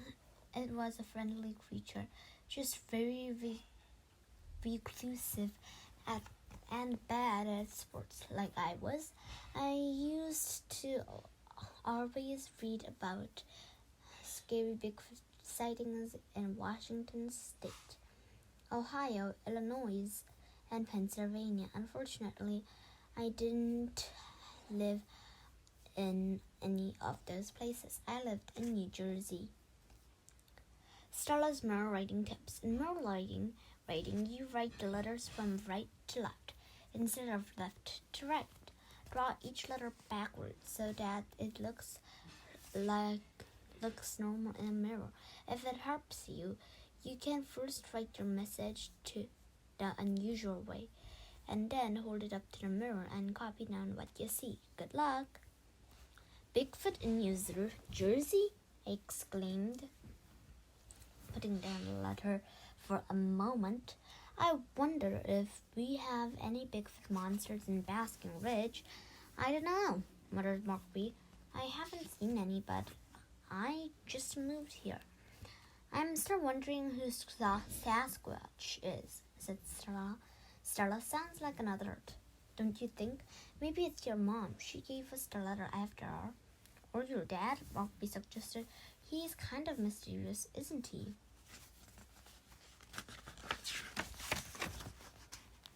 I don't think it's my dad or my mom, I said, but how can we find out for sure? Markby noticed that Stella's mirror handwriting had the same squiggles and circular curlicues as her regular handwriting. I ran downstairs to get samples of my parents' handwriting, and we looked at them in the mirrors to see if they matched. Not even close. I didn't bother testing my older sister McCar because it's obvious that she has no interest in Bigfoot legends. So for now, the identity of Sasquatch is a mystery. Back to the letter. Big red eye. For the last 30 years, the town people of Sussex County in northwestern New Jersey have shared stories of a creature called a big red eye, half man and half ape. The beast is said to have long black hair and piercing red eyes. More than 50 eyewitnesses claim that they've seen the monster. Other reports that they've heard big red eyes moaning in the dark forest at night. They said the beast's hair-raising cry is deep and tortured, like the sound of a huge, hungry, starving animal. In the 1970s, the creature's stomping ground was High Point State Park, and I heard rumors that the park rangers had a nightmarish time dealing with the situation. You tried telling Big Red that the park is closed for the day. The Wantage Beast. In 1977, a farmer in Wantage, New Jersey, had a run-in with a Bigfoot-like beast. The thing had clawed through an oak door. It ransacked farmer's garage and killed 8 rabbits, squashing some like bugs and tearing others to pieces. The creature returned the following night, but this time the farmer was waiting with some friends. The men opened fire and the beast ran off, growling and possibly wounded. Afterwards, local officials dismissed the Wantage beast as an unidentified wood animal, most likely a bear. But the farmer and his friends insisted that it wasn't a bear. According to their description, it was an ape man with long brown hair and unforgettable glowing red eyes. The Bigfoot of the Pine Barrens. Recently, I've noticed an increasing number of Bigfoot encounters in the Pine Barrens of southern New Jersey. It's not surprising. This vast stretch of woodland is the perfect hideout for a reclusive animal like Bigfoot. In 2003, a state policeman reported that a Bigfoot-type creature followed him down a road in Bass River State Forest, a wildlife preserve inside the Pine Barrens. Then in 2006, a hunter returned from the Pine Barrens with another strange tale. He insisted that a mysterious creature in the woods threw sticks and stones at him. The hunter never actually glimpsed the beast, but claimed that he heard ape-like noises and smelled a terrible Bigfoot smell, a mix of rotten eggs, putrid meat, sewage, and skunk musk. P.U. I wondered if Bigfoot had a problem with the Garden State. It's pretty there, and there are lots of nice woods to hide in. Why wouldn't he like it? I began researching, collecting stories about local Bigfoot sightings, and I learned that Bigfoot has nothing against New Jersey after all. If anything, the monster themes are comfortable here. The monster themes are too comfortable here. So Bigfoot seems to be alive and rare and living in New Jersey. And I never grew out of my childhood obsession with Bigfoot. As a hobby, I studied cryptozoology. That's just a scientific way to say that I'm still hunting monsters. Your power, Sasquatch. Cryptozoology. The study of unknown or unexplained animals, creatures like Bigfoot, the Loch Ness Monster, and the Jersey Devil of the Pine Barrens. Whoa, back up, Sasquatch. Are you kidding? Bigfoot in the Pine Barrens? I thought those woods were the Jersey Devil's territory. You wonder what would happen if the two of them got in a fight. A stinky ape man vs. a horse-headed flying dragon. Which monster would win? Chapter 13. My grandfather's nightmare. It's late at night and I can't sleep. I keep thinking about Grandpa and the Jersey Devil. We are here in Lake River for Grandpa's birthday. Birthdays are usually pretty normal in my family, dinner, cake, presents, but this one started out weird and just kept getting weirder. From the moment we got there, Grandpa was really interested in celebrating. All through his birthday dinner, he seemed restless. He kept glancing out the back window to check on the video equipment. Grandpa had to remind him to finish eating. Then, as soon as the meal was over, he abruptly excused himself and went outside. I followed Grandpa and watched as he moved from camera to camera, changing tapes and checking the settings. "We haven't spotted anything yet," he said as I helped him, "but we'll keep looking." Grandpa hopped onto the back porch. It was getting dark out, so he switched on the big lights that he'd set up. The glow made the trees in the forest look unreal, like the fake trees in a play at school. "We?" I asked. "Do you mean the RJD? What was it? The Lake River Jersey Devil Research Organization," sighed Grandpa. "So, right now, we are not much of an organization, unfortunately. I'm the only member." "What about Mr. Bice?" I asked.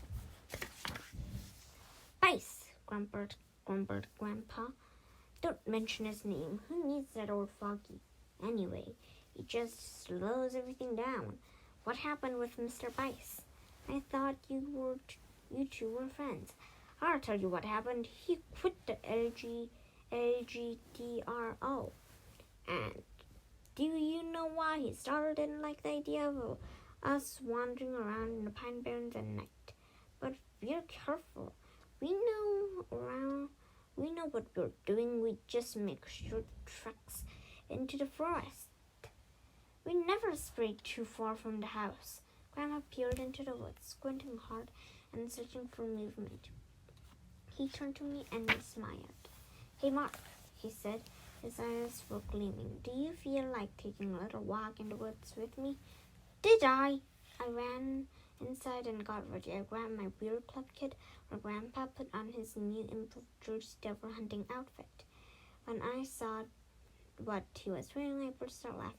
As usual, he was wearing gym socks on his hands, and he slid rubber bands around his wrists and ink to protect against ticks. He'd attached a flashlight to the top. He was also wearing a plastic helmet and using duct tape. He'd attached a flashlight on the top. It made him look like a miner. He had something strapped to his back with bungee cords, and he turned around to show me that it was a large tape recorder.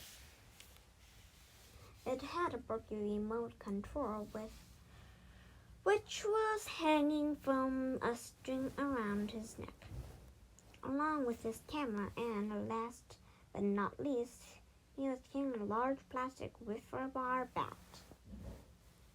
"You used to play with this when you were little," said Grandpa, waving the plastic bat. "I thought it might come in handy in case I ever need a project myself." Now, I'm not sure if the Jersey Devil would be intimidated by a wiffle bar bat, but I thought outfit was amazingly weird, even for Grandpa.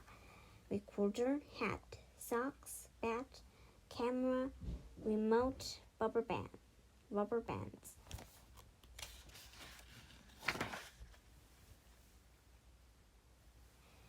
When my sisters saw Grandpa, they laughed because he looked so silly.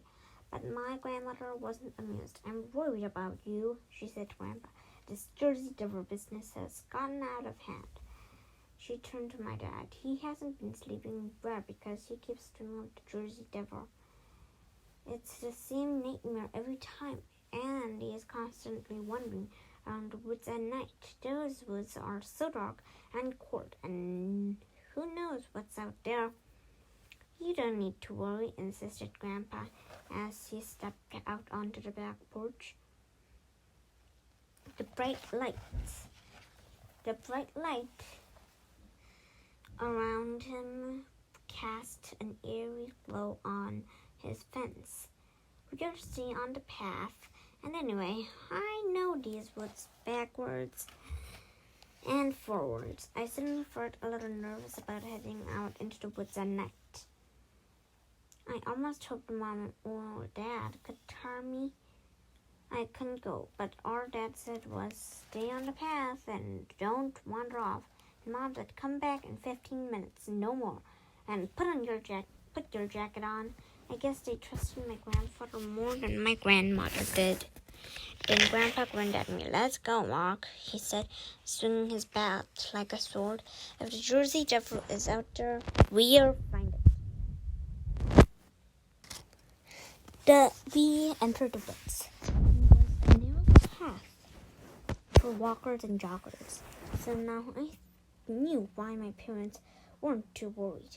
Plus, the lights on the back porch lit our way. Grandpa whistled his favorite song, Jingle Bells, as he always does when he goes for a walk. As we forged ahead, the forest grew darker and darker, and the path grew narrower and narrower. We had to rely on Grandpa's flashlight helmet. Soon we could not only see a few feet ahead. Nothing more. Grandpa, I said, as we pushed through the tangled branches, Grandma said that you keep having a nightmare about the Jersey Devil. Wouldn't you tell it to me? I don't know, replied Grandpa. It's scary. I won't want my nightmare giving you nightmares. Come on, Grandpa. I'm in the weird club. I'm sure that I can handle your dream. Hey, I'll record it. I walked right next to my grandfather and held up the microphone of my tape player. I wanted to get every word, so I could document it for the club.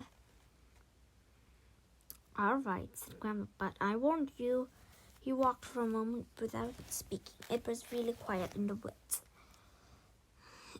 and our footsteps sounded loud as leaves crunched beneath our feet. Then softly Grandpa began telling his nightmare. In my dream, I'm out in the pine barrens searching for the Jersey Devil, just like we're doing. I'm whistling jingle bells as I always do. Grandpa whistled a few bars to demonstrate. Then he returned to his dream. It's nighttime and I'm wearing my flashlight helmet like I am now. I'm shining it onto the ground in front of me, looking for animal tracks on the forest floor. Suddenly in the mud, I noticed a footprint of a giant hooved animal. I've never seen anything like it. I'm sure that it's the mark of the Jersey Devil. I couldn't not help looking for footprints. I couldn't help looking for footprints on the ground as Grandpa paused. He smiled at me and continued. Now the legend says that the creature has 2 feet. So I looked for a second footprint. Finally I found one. But it's 10 feet away from the first. 10 feet, I think to myself. What kind of animal makes tracks 10 feet apart? How big is this thing? I also find a carcass, half eaten and mangled. It could be a deer or maybe a wolf. It's such a mess that I can't really tell. Whatever it is, it looks freshly killed. So I'm convinced that the Jersey Devil is close by. I stop whistling. I consider turning back, but my curiosity gets the best of me and trudge on silently, and the mud gets deeper. It's so thick that I'm having trouble walking. but I keep walking, sloshing through the woods.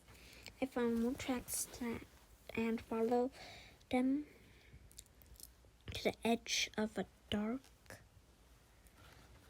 swamp. Without thinking, I wade myself into the water. It's freezing, as cold as ice. But I keep on going.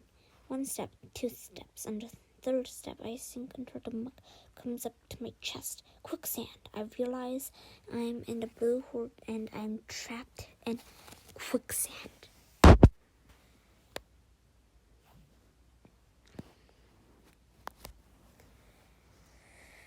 As I struggle to free myself, I accidentally let go of my bat. It floats away and I can no longer reach it. My flashlight hurts farther and sinks quickly. Without it, I can no longer see anything. And trapped in quicksand, I can no longer move. I'm paralyzed and blind.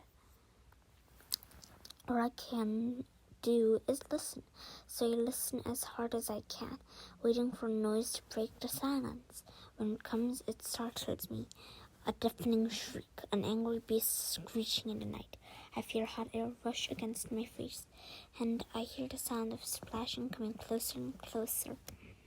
Grandpa stopped walking and looked at me.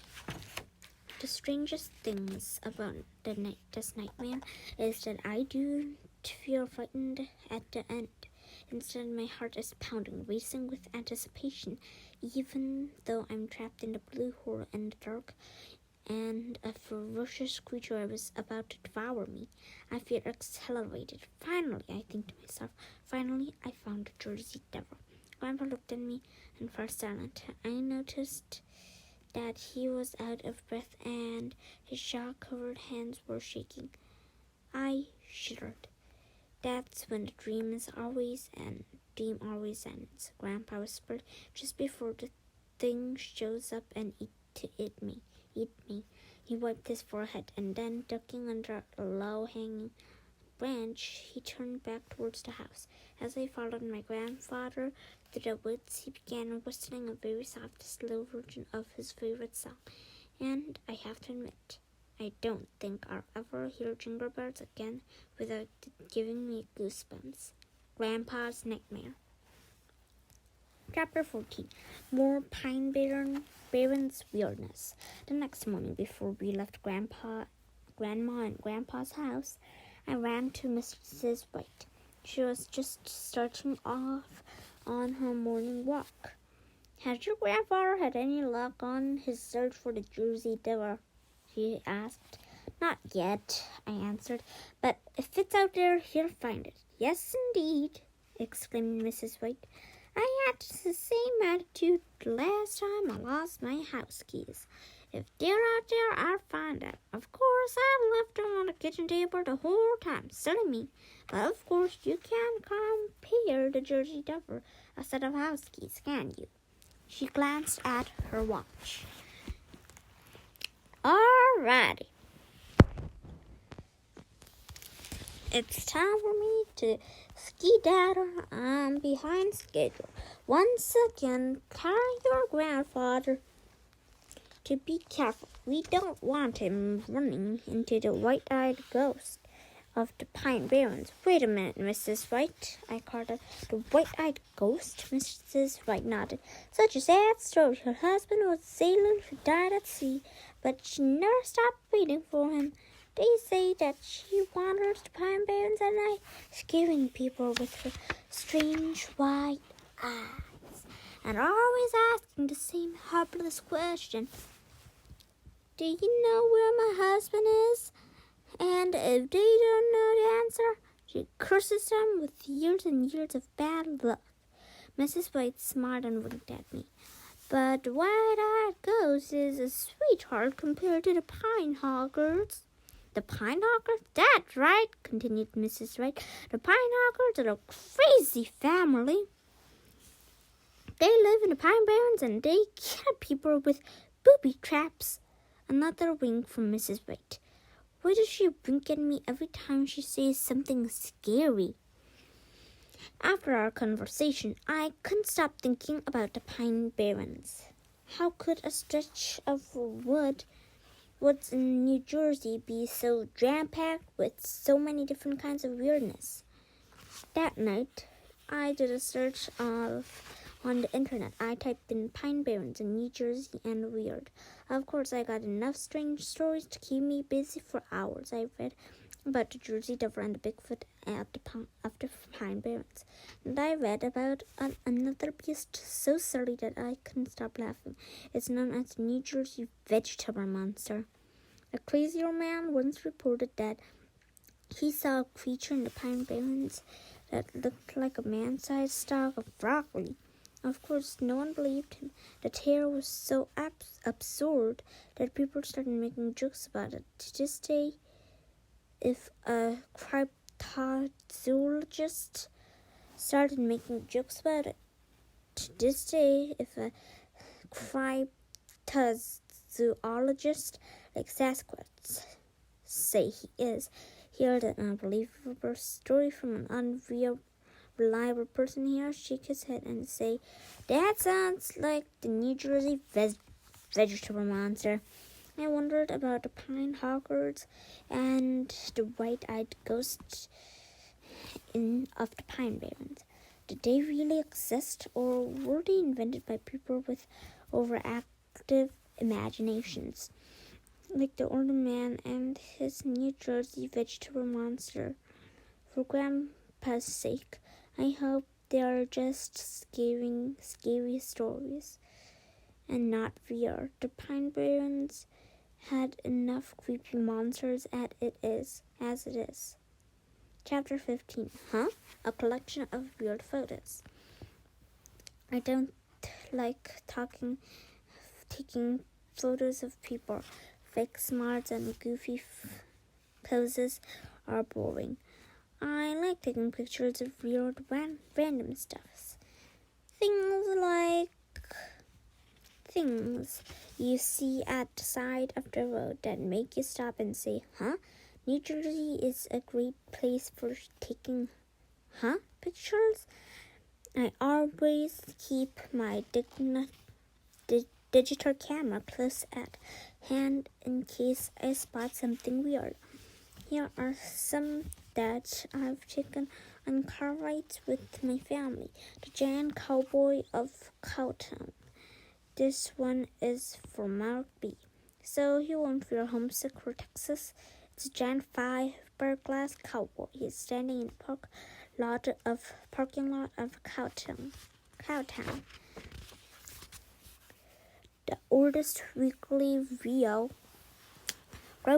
attraction in the country, and it's in New Jersey. That's pretty weird in itself. Yeehaw! Giant lady with a tire watch out in front of a tire store in Blackwood, New Jersey. There stands a huge 15-foot tall woman. She's waving a car tire like she's about to throw it. And what's with that hairdo? That was a start in the 60s, said my mom. Of course, there was nothing for me to say but, weird street signs. Whenever I see a weird street sign, I always wondered who came up with the street names and what they were thinking. For instance, the Double Trouble Road, named after the Sorkin twins. And what kind of bummed-out sourpuss named Life of Agony Road? Or Mount Misery Road? My favorite weird street sign in New Jersey is this one, Shades of Death Road. No one really knows how the road got its name. Ask around and you'll get an answer, ranging from furious wildcats to murderous bandits to fatal diseases. All I can say for sure is that I wouldn't want to live there. When I mentioned pictures, It seemed like everyone I know had pictures to share as well. Take a look. Giant cowboy boots from Markby. Hey, I also like pictures. And it was great to see a giant cowboy in a parking lot in New Jersey. Strange coincidence. The parking lot in San Antonio, there's a giant cowboy missing. All that's left are his enormous boots. They're the world's largest cowboy boots, and they're as tall as two-story buildings. Maybe the giant cowboy moved from Texas to New Jersey and forgot to pack his jeans. That's Western slang for cowboy boots. More, pictures from Diana. I've taken a lot of weird, pictures here in Florida. I snapped this pic of my favorite mailbox in a town called New Sceurman. I hope the skeleton on the motorcycle isn't the owner of the house. Waiting forever for the mail to come. Since we have the weirdest mailbox, it makes sense that Florida would also have the weirdest post office, or at least the smartest. It's in Ocho P, Florida, and it's no bigger than a tour shed. And in Carapar, Florida, there's the world's smallest police station. Only one officer uses it at a time, unless they're really squeezing.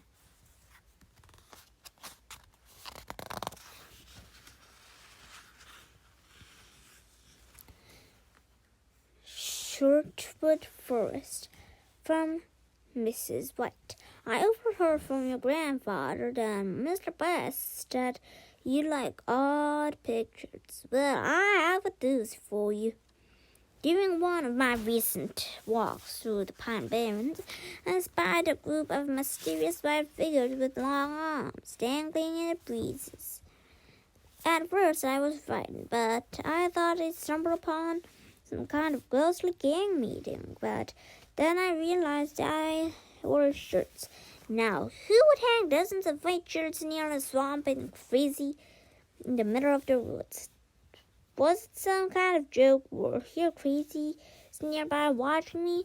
I didn't wait to find out. I just took a quick photo, and left as quickly as possible. Tally-ho from Shortwood Forest. The Pine Barrens. They just get weirder every day. P.S. I'm enclosing a pair of old walking shoes for your shoe tree. Jeepers. Shoe trees and short forests. What next? A sock bush? A plant garden? Maybe a field of underwear. Strange trees from Stella. Hey, I was thinking about our shoe tree, and I wondered about other strange kinds of tree are out there. So I asked my uncle. He likes to travel, and he takes a lot of pictures wherever he goes. Here's a picture of a bicycle-eating tree that my uncle snapped when he was in the Bayesian Island, Washington. This one is from Beloit, Wisconsin. I guess someone thought that a pickup truck would make a nice tree house. But the silliest tree from my uncle's collection is the Bismarck, North Dakota. It's just a normal tree, except it's right in the middle of a road. Pretty weird, huh? And by the way, did you know that in middle writing is still Chapter 16, the goofiest ghost legend ever. While I was walking home from school yesterday, I heard footsteps behind me. I turned around and saw the Sarkin twins following me. I walked faster, but they caught up. Hey, weirdo, said Vicky Sarkin, stepping up beside me on the left. Hey, weirdo, said Tim Sarkin, stepping up beside me on the right. You think you're Mr. Expert on weird stuff, don't you? Said Vicky. You think so, but you're not, said Tim. Yeah, continued Ricky. I bet you didn't even know that our school is haunted. Really? I asked. I didn't trust him for a minute, but it would be so cool. Yeah, replied Tim. It's the ghost of a kid named Dominic Mistrot. He was the dumbest kid in school.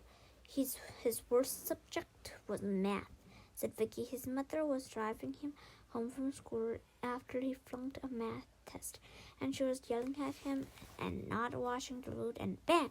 Car accident, shouted Tim. They both died, but Dominic's ghost sir comes to school every day so he can learn math and makes his super critical mom happy. And that's why during math class, the door of the classroom sometimes open for no reason. Didn't you ever notice that? No, I said. I never noticed that. It happens all the time, said Vicky. It's Dominic Mistrot, coming to class late as usual. And sometimes when it's very quiet, continued Tim, you can hear the ghost's voice faintly whispering the wrong answer, like if Mrs. Moyes writes two on blackboard, then the ghost would say, I know, 8. That was easy. That's exactly what he says, said Ricky. Tim nodded. If Dominic ever gets a question right, then maybe he'll stop haunting the classroom. But it never happened because he's so dumb. He's wrong every time. Okay, that's the story of the Starkin twins told me. And they swore that it was true. Ask anyone, insisted Tim. Yeah, ask anyone, repeated Ricky.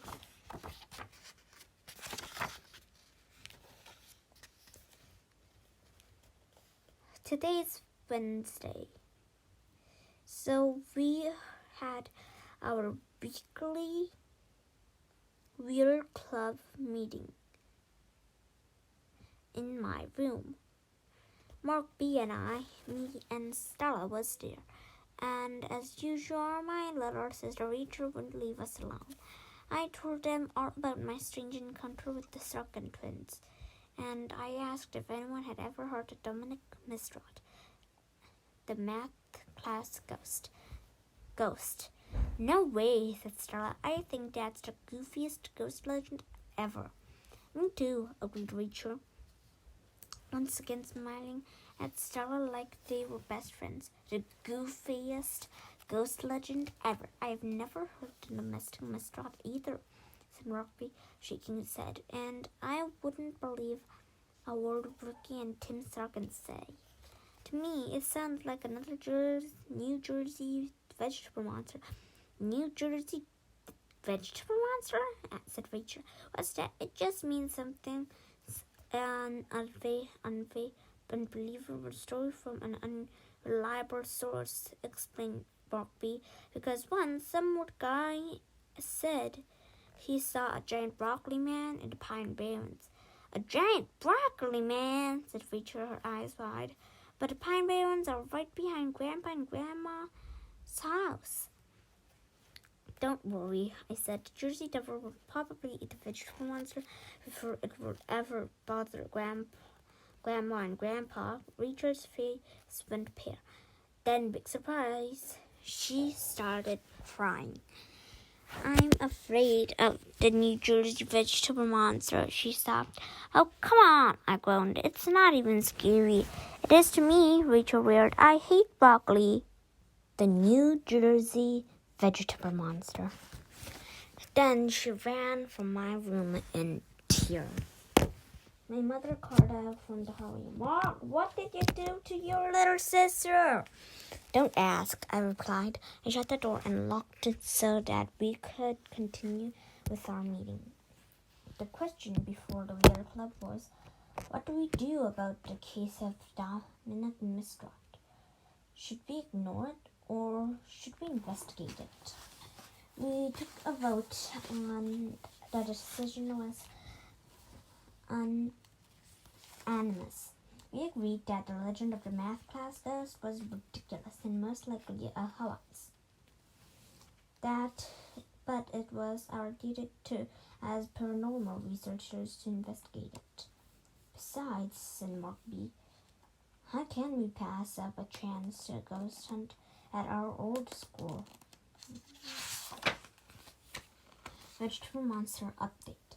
I can't believe it. Rachel has come obsessed with the New Jersey vegetable monster. She keeps having nightmares about being chased in the woods by a giant broccoli man. One evening we had broccoli with dinner, and Rachel ran from the table crying. She even told my Grandpa Dad, while he's out in the Pine Barrens searching for the New Jersey devil, he should watch out for the terrifying and bloodthirsty New Jersey vegetable monster. I can't believe she picked up a silly, stupid thing to be scared of. Ugh. Chapter 17. In Search of the Math Class Ghost. In Dracula movies, to keep vampires away, people always hang garlic outside their houses. I decide to hang a large stalk of broccoli outside my bedroom door to keep my little sister from invading our next weird club meeting. What is that? Asked my older sister Mikara as I hung my broccoli man. It's the New Jersey vegetable monster, I replied. She watched as I drew a face on it with a magic marker. I gave it angry eyes and sharp teeth. Why do you have such a weirdo for a brother? She said. Why do I have such a weirdo for a brother? She said. Fortunately, my idea worked. Rachel didn't bother us. Once, when Markby, Stella, and I had our meetings. During the meeting, we discussed how to gather evidence on the math class ghost. If Dominic Mistrot really does whisper in math class, but we can't hear him, then we need to get EVPs. I reasoned we need a tape recorder to capture the electronic voice phenomena. But we can't just walk into class with the tape recorder. Why not? Asked Stella. We can't tell Mrs. Moyes that we're doing paranormal research. You don't know Mrs. Moyes, I said. She once caught me trying to record the ghost of Fiddler Castle during a photography club trip. Boy, was she mad. She doesn't believe in paranormal research. Mark B. nodded. He is right. If you want to bring a tape recorder to math class, we had to sneak it in. I came up with a clever plan inspired by my grandpa. I decided to strap the tape recorder to my back.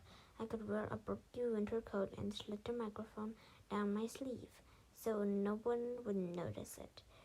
If you wear your hood up, Mockby added, then you can secretly listen with an earphone jack and make sure that you're recording. Good idea, I exclaimed. I don't know, said Stella. Don't you think you're a standout wearing a bulky winter coat in math class? Don't worry, I assured her. People already think I'm weird, so I should dress weird, right? Why are you wearing your winter coat? Asked Mikara as we left for school the next morning. It's nice out.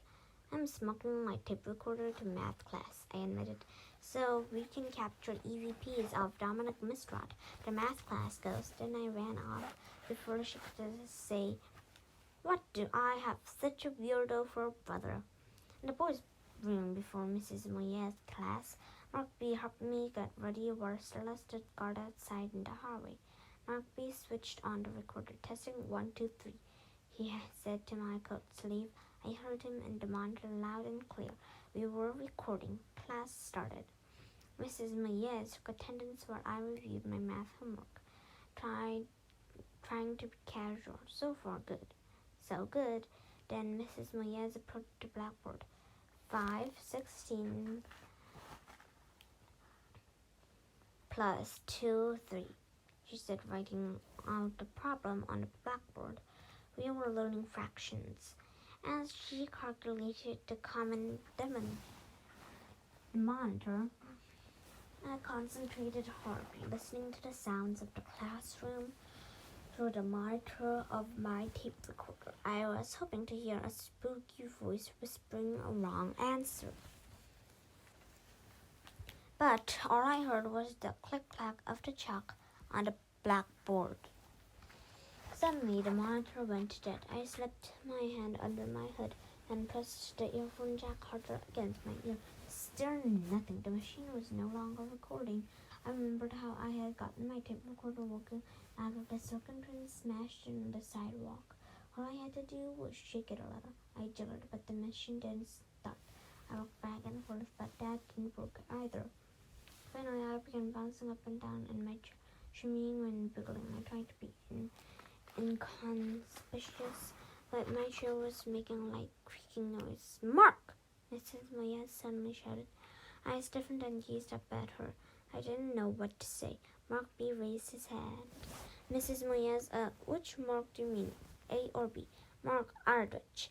"Why are you dancing in your chair? Do you have ants in your pants?" "No, I don't have ants in my pants," I answered. I'm just shivering. It's cold in here, don't you think?" "It's not cold in here," said Mrs. Moyes, "and take that big coat off. Do you see anyone else wearing a coat in this classroom?" "No, Mrs. Moyes," I said, grimacing. I glanced at Mark B. and Stella. They were grimacing too, but there was nothing they could do to help. I looked back at Mrs. Moyes, and I felt a shiver. She didn't buy it. "I'm not going to tell you again. Stand up this instant and hang that coat in the closet." I got up, shuffled over the closet, and took off my coat. I was hoping that maybe Mrs. Moyes wouldn't notice the tape recorder strapped to my back, but of course she did. "Mark, what's that on your back?" she said. I turned to face her. "It's a tape recorder, Mrs. Moyes," I replied. Some kids behind me started chuckling. Mrs. Moyes looked furious. "Is electric equipment allowed in school?" "No, but—" I looked down at the floor while Mrs. Moyes stared at me. I couldn't think of anything that wouldn't get me in trouble, so I had to tell the truth. "I am wearing it because of the ghost, Dominic Mistrot." I explained as quickly as I could. "He is a boy who was killed in a car accident a long time ago, and he was bad at math, so he haunts this classroom, and I'm trying to get a EVP of him whispering the wrong answers." By now, all my classmates, except Mark B. and Stella, was laughing. The Sargent twins were laughing loudest of all. "I don't want to hear another word about the ghosts and ESP," snapped the teacher. "EVP," I corrected her. "It stands for electronic voice." "Just take that thing off," interrupted Mrs. Moyes. "Take it off and go directly to the principal's office." Surrounded by giggling kids, I unstrapped the tape recorder and headed towards the door. As I passed the circling friends, Vicky whispered, "Weirdo," and Tim stuck his foot out and tripped me. I fell down and my recorder smashed on the floor. Mrs. Moyes was facing the blackboard, so she didn't see them do it. As she turned around and glared at me, I gathered together the pieces of my broken machine. I went to Mr. Alfred Harper's office and sat there until the period was over. It wasn't so bad. Mr. Alfred barred me out for bringing my tape recorder to math class. But then I was surprised because he helped me fix it. He showed me how to glue some pieces back in place, and we used rubber bands to stop the batteries from falling out. We tested it, and on playback, my voice sounded deep, low, and garbled. But at least the tape recorder still worked. Kind of. Chapter 18. The perfect place for a UFO landing. I got an email from Grandpa this morning. It was very short. As usual, to the Club.com. Video cameras picked up something strange. Thought you might be interested. Love, Grandpa. 2 pictures were attached. Star photos taken from the video. Excited, I clicked on the photos to open them, hoping to spot a Jersey Devil or Bigfoot hanging out on my grandpa's lawn. At first I was bummed. No Jersey Devil, no Bigfoot. But then I noticed a white light floating above the trees in both photos. When I compared the new photos side by side, I realized that the light had moved. What could it be? I emailed them right away to Mark B and Stella. Mark replied a half second later. It's a UFO! Stella was on her computer too. After a few minutes, she replied as well. Maybe, maybe not, said her email. It might be a plane. Later on, during study period at school, we met in the library to search online for news of our beer club sightings in the area. I told the librarian, Mr. Gordon, that we were researching the history of the New Jersey pine barrens. Make sure you read up the cranberry box, advised Mr. Gordon. New Jersey ranks third in the country for cranberry harvesting, and it's all because of the pine barrens. He talked about cranberries for a while, but finally he left. And we entered a search in Google, New Jersey pine barrens and mysterious lights. We found out that strange flying lights were spotted recently in Jabber Trapper Park near Cedar Creek. The police had received several reports about a huge circle of dead pine trees. People said that the trees were bent outwards and something had landed on them. They were crushed by a UFO, declared McBee. Not necessarily, said Stella. It might have been something else. Like what? Asked McBee. A giant cranberry? Stella laughed. No, Sally, it might have been a meteor or a tornado. Hold on, guys, I interrupted. You're not going to believe this. I clicked on an article and it came up on screen. We all read the headline together. Space alien shot dead by military police in Pine Barrens. According to the article, the incident happened on January 18, 1978. The story said that UFOs were started over Fort Dix and McGuire Air Force Base, which are both the New Jersey Pine Barrens. Soon after the sightings, a military police officer had a strange object flying overhead. It hovered over his patrol car and then raced away. The day's policeman pursued a UFO until suddenly a strange being appeared in front of his car. The officer got his flashlight and saw a skinny alien with a giant head. The police officer panicked, pulled out his gun, and shot the creature, wounding it. The dying alien darted away and climbed over a fence at the back of the McGuire Air Force Base. Air Force security was alerted. A sergeant working at the base was asked to help hunt for the missing alien. He thought it was a joke at first, but he soon became a believer. On an empty runway, he and his research party discovered a dead body. And it was like no creature the sergeant had ever seen before. Government officials in black suits arrived at the crime scene. They took over the investigation. They crated up the extraterrestrial corpse, loaded it on a plane, and flew away. The sergeant and other witnesses were warned not to talk about the event ever again. Wow, my dad works for the government, I exclaimed. I wonder if he was involved in covering up the death of the space alien. Well, one thing's for sure, said Stella. If that story is true, then it looks like the Pine Barrens have UFOs flying over them. Definitely, agreed Mark B. Definitely UFOs. As if to prove the point, the next article we read said the Pine Barrens have been called the perfect place for the UFO landing.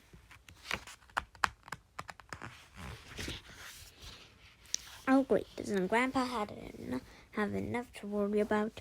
That night, I kept thinking about all the strange things I learned about the Pine Barrens.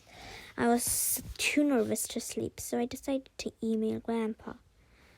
I told him about the Bigfoot of the Pine Barrens and the murdered space alien and the multiple UFO sightings. I told him about the white-eyed ghost and the pine hawkers who use booby traps to kill people. I was worried and I begged Grandpa to be careful when he goes out at night searching for Jersey Devil. Grandpa replied the next morning to markaweirdclub.com. I'll watch out for alien hawkers and white-eyed Bigfoots, and I won't fall into the blue hole. Stop worrying. Love, Grandpa. Okay, Grandpa, I'll stop worrying, or at least I'll try. Chapter 19. Yay for mirror writing.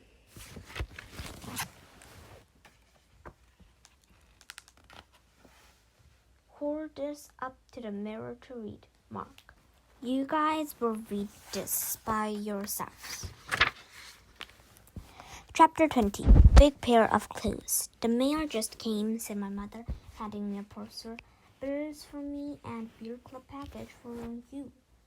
We had just started our weekly meeting.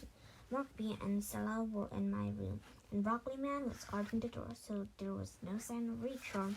We ripped open the package and found a note in a shoebox. The note was in middle writing, so right away we knew who had sent it. It's from Sasquatch, exclaimed Stella. He's in shoes for a shoe tree. She grabbed the note and ran to my mirror. Now you'll know why I named myself after Bigfoot. Stella read out loud. She shrugged. What do you think it means? I think I know, said Mockery, peeking into the shoebox. He pulled out a pair of men's dress shoes, except they weren't just shoes. They're the biggest shoes I'd ever seen. Look at these things, cried Mark B. They're humongous. Garganton, like boats. I nodded. I guess Sasquatch has really big feet, just like Bigfoot. This is a clue, declared Stella. Let me think for a second. Do we know anyone who has feet this big?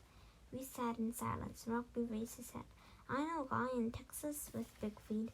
Well, that doesn't really help us, said Stella, because we are not in Texas. I know, muttered Mark B. Oh, just brainstorming. We decided to bring a digital camera to school the next day so that we could take pictures of men's feet. Then we ended our meeting early and rode our bikes to the shoe tree. We all took turns flinging Sasquatch's gigantic shoes into the tree. We missed every time. Finally, a jogger passed by and asked what we were doing, and I told him, and he asked if he could give it a shot. He got it on the first try. What a show-off. Before he left, we noticed something weird. There were 2 new pairs of sneakers in the tree, and we had no idea who put them there. Maybe our shoe tree is catching on. The next day, I brought my camera to school, and Mark B, Stella, and I took turns snapping photos in between classes all morning long. I remember the principal's warning about bringing electronic equipment to school. So we hid behind doors, lockers, and even potted plants, and clicked away while the teachers were coming and going. No one knew that their feed was being photographed. There are some of the shots we took. Mr. Tono, the gem teacher, Mr. Gordon, the librarian, Mr. Digio Sasparate, Mrs. D, for short, the janitor. During lunch period, we reviewed the photos together. Hiding the camera under the table, we huddled close and flipped from picture to picture, but all the feet looked normal-sized. There wasn't a foot in the bunch. It's hopeless, moaned Stella. No one has big feet enough to fit into Sasquatch's shoes. Suddenly, Murphy stiffened in his chair. "Uh-oh," he whispered. "The principal is coming. You better get rid of the camera." Nervously, I had the camera. I handed the camera to Sarah and she passed it along to Murphy, panicking. Murphy tossed it back to me, and I quickly hid it behind my back just as Mr. Alford arrived. "Mark, could you come with me?" said the principal. Mark B raised his hand. "Mr. Alford, which Mark do you mean, A or B?" The principal was looking. It was very serious. "I mean Mark A." I secretly slipped the camera into my back pocket and got up. Then I followed Mr. Alford into the hallway. "I'm afraid it's bad news," he said once we were alone. "Your mother just called the office.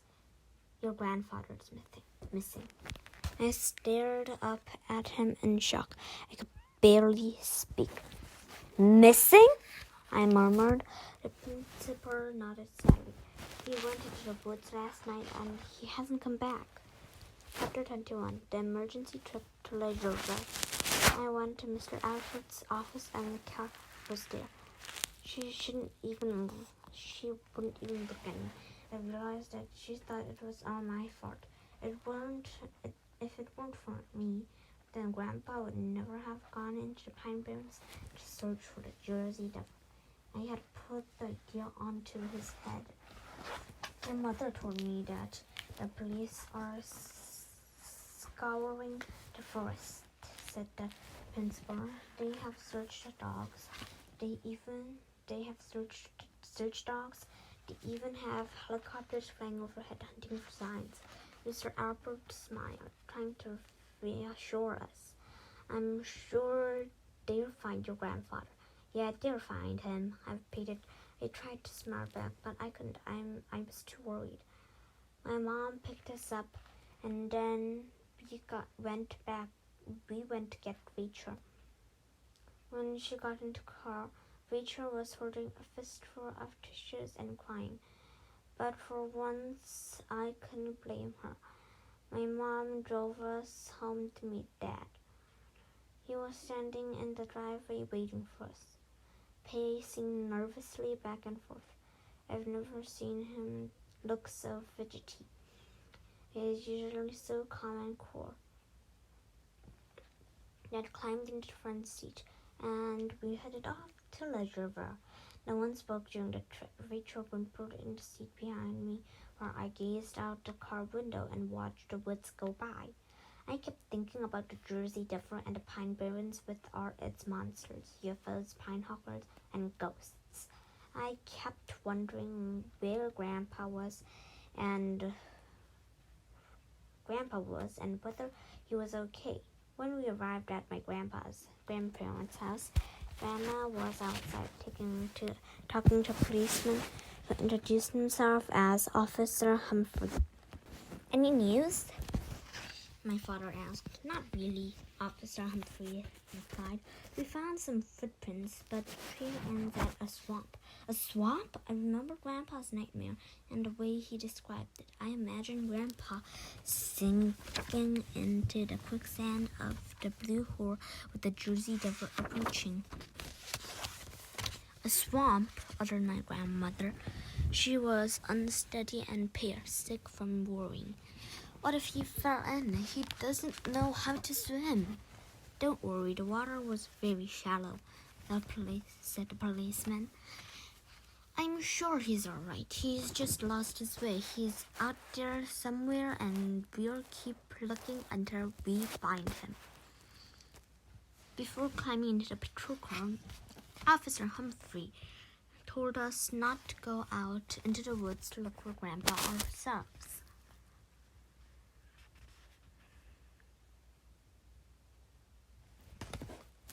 He insisted the searchers were out there doing everything they could, and he certainly didn't want anyone else getting lost. But I couldn't just sit there and do nothing. I had to search for Grandpa myself.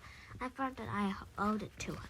After all, maybe McCare was right. Maybe it was my fault. I decided to sneak out at night when everyone was sleeping. Chapter 22. The Search for My Grandfather. At midnight, I tiptoed carefully down the carpeted stairs and made sure that the coast was clear. Everyone else was in bed. Good. I threw on a coat and sneakers and grabbed my weird club kit.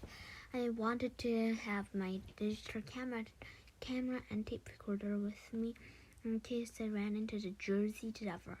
Then I took a flashlight from the garage and crept out the back door, closing it softly behind me. The porch lights were on and the video cameras were running. I walked past them towards the dark forest. As I reached the edge of the woods, I heard a whispery voice. Psst! Hey, Mark! It was Mr. Bice. He was standing in his backyard. I ran to join him. I couldn't sleep, he said. I heard what happened to your grandpa. I'm going to look for him, I announced. I'm going with you, cried Mr. Bice. This whole thing is my fault. Your fault? I asked. Yes, if I hadn't quit the LJDRO, he wouldn't have wandered off alone. We'd have gone into the forest together, and he wouldn't have gotten lost. Running as fast as he could, Mr. Bice inched toward the pine barrens. His walker clinked and clanked all the way. Now, let's move quickly, he whispered. We have to be quiet, because if my daughter wakes up, she'll stop us. She and my grandsons are visiting, and she doesn't like me going anywhere near those woods. The older man took another step. Then the porch lights behind us flicked on. Mr. Bice flinched. The back door of the house opened, and two boys in pajamas stepped out. They were tall with messy red hair. I couldn't believe my eyes. They looked exactly like the stocking pins. Look, it's Weirdo, one of them shouted. What are you doing in our grandfather's backyard? Said the other. They were the Sarkentons, and they looked as shocked as I was. Mr. Bice hurried towards them quickly. Shh, or you'll wake up your mother. Mark and I are heading towards the woods to look for his grandpa. Now, in the middle of the night, said Tim. I don't think so, said Ricky, backing into the house. I'm gonna get Mom. Don't you dare, barked Mr. Bice. I'm going into the house woods to look for my friend, and nothing's going to stop me. Then we're coming with you, said Tim. Yeah, we're coming with you, said Ricky. Ricky and Tim rushed inside to grab jackets and sneakers. I was getting more and more impatient to start searching. They reappeared a few minutes later, and we were finally about to get underway when we were hit with the flashlight beam. Squinting into the light, we saw a figure approaching. It was Mrs. White. She was wearing a trench coat and holding a compass out in front of her. Ah, it's you, she said when she saw me. I imagine you're going out to search for your grandpa. That's right, I replied. Well, I was just about to conduct my own search. I know the pine barrens better than anyone, but the forest can be tricky, so I brought a trusty compass. I also brought my kazoo. She proudly presented a metal kazoo dangling from a string tied around her neck. What's that for? I asked. She grinned. To soothe the savage Jersey Devil.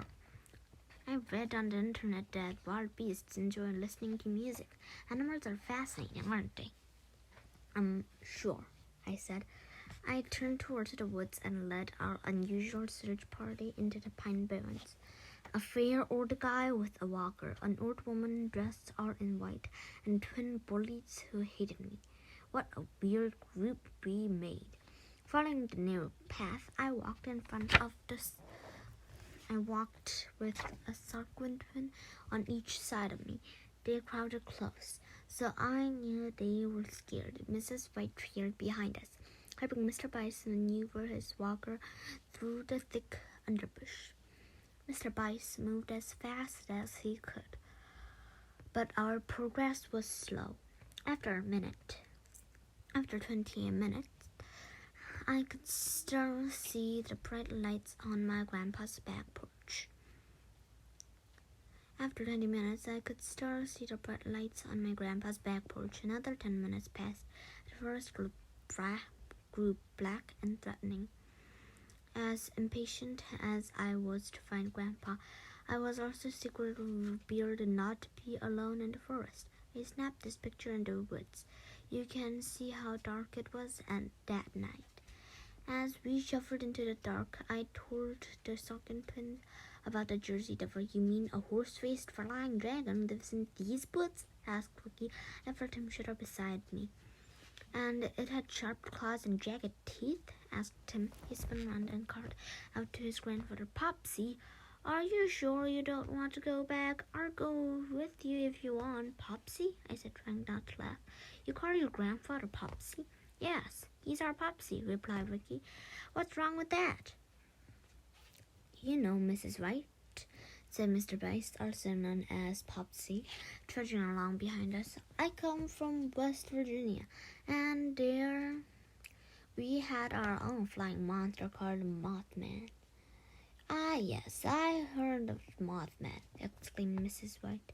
Well, I come from Arlington, Illinois, home of a giant vicious piazza bird, the bird that devours men.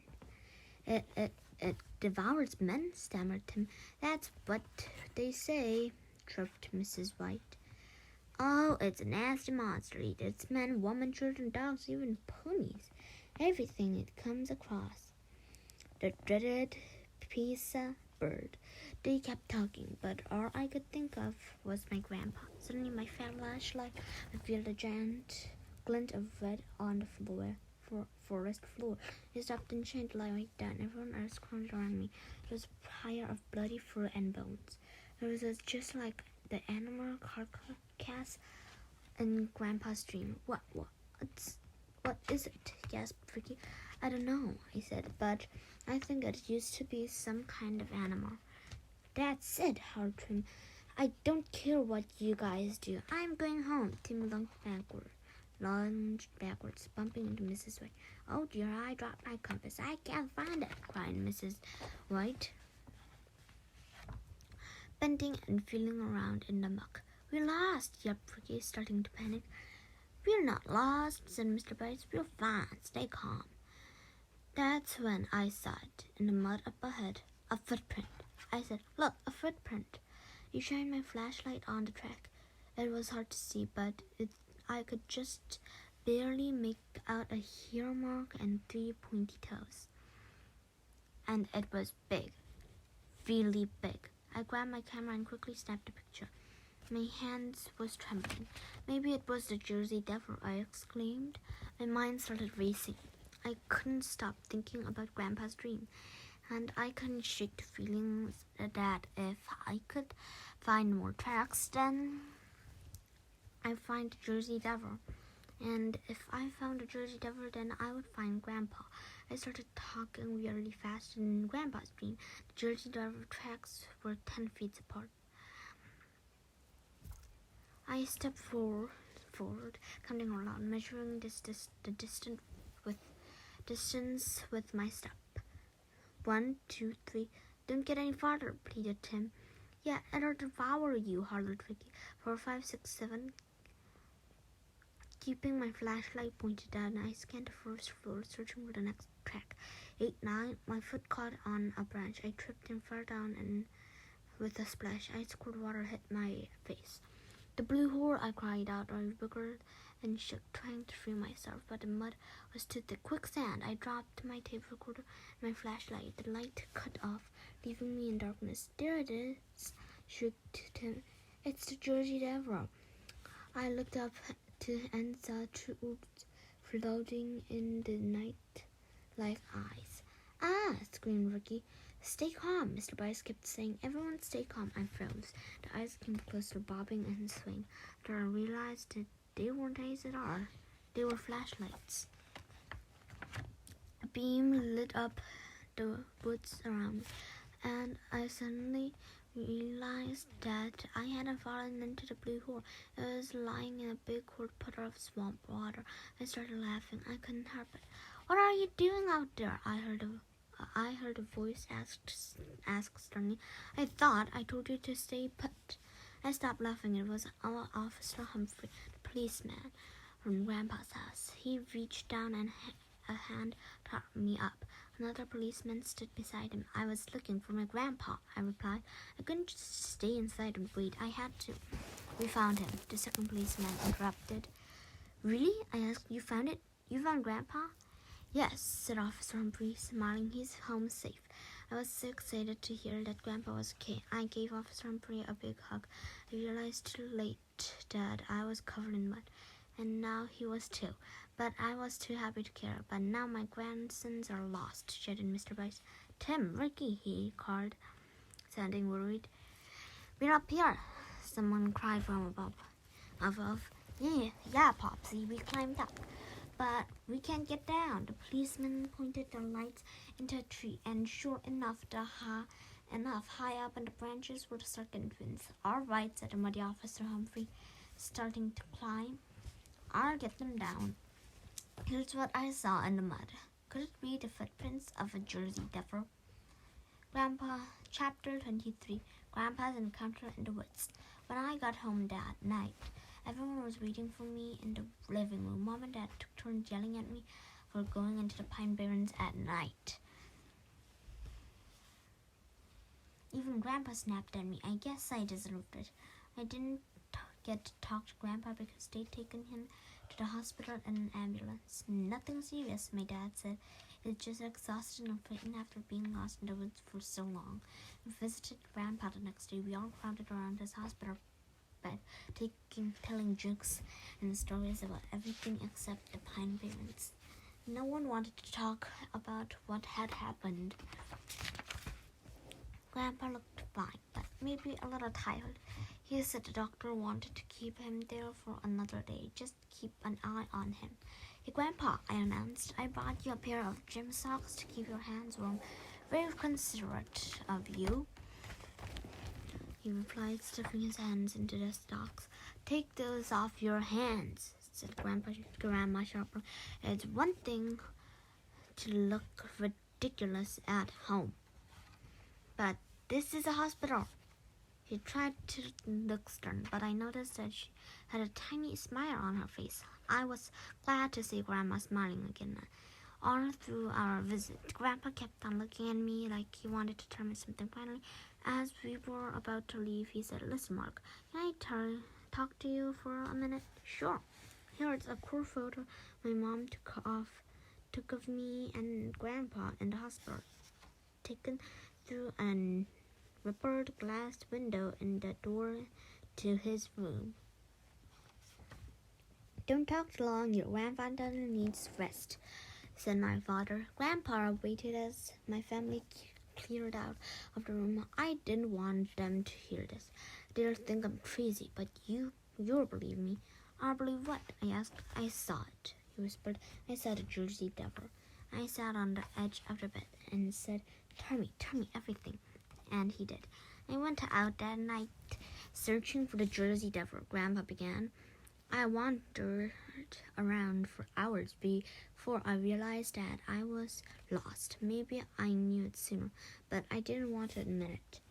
I kept hoping I'd find a path that would lead me home. Finally, I couldn't walk anymore. I needed to rest.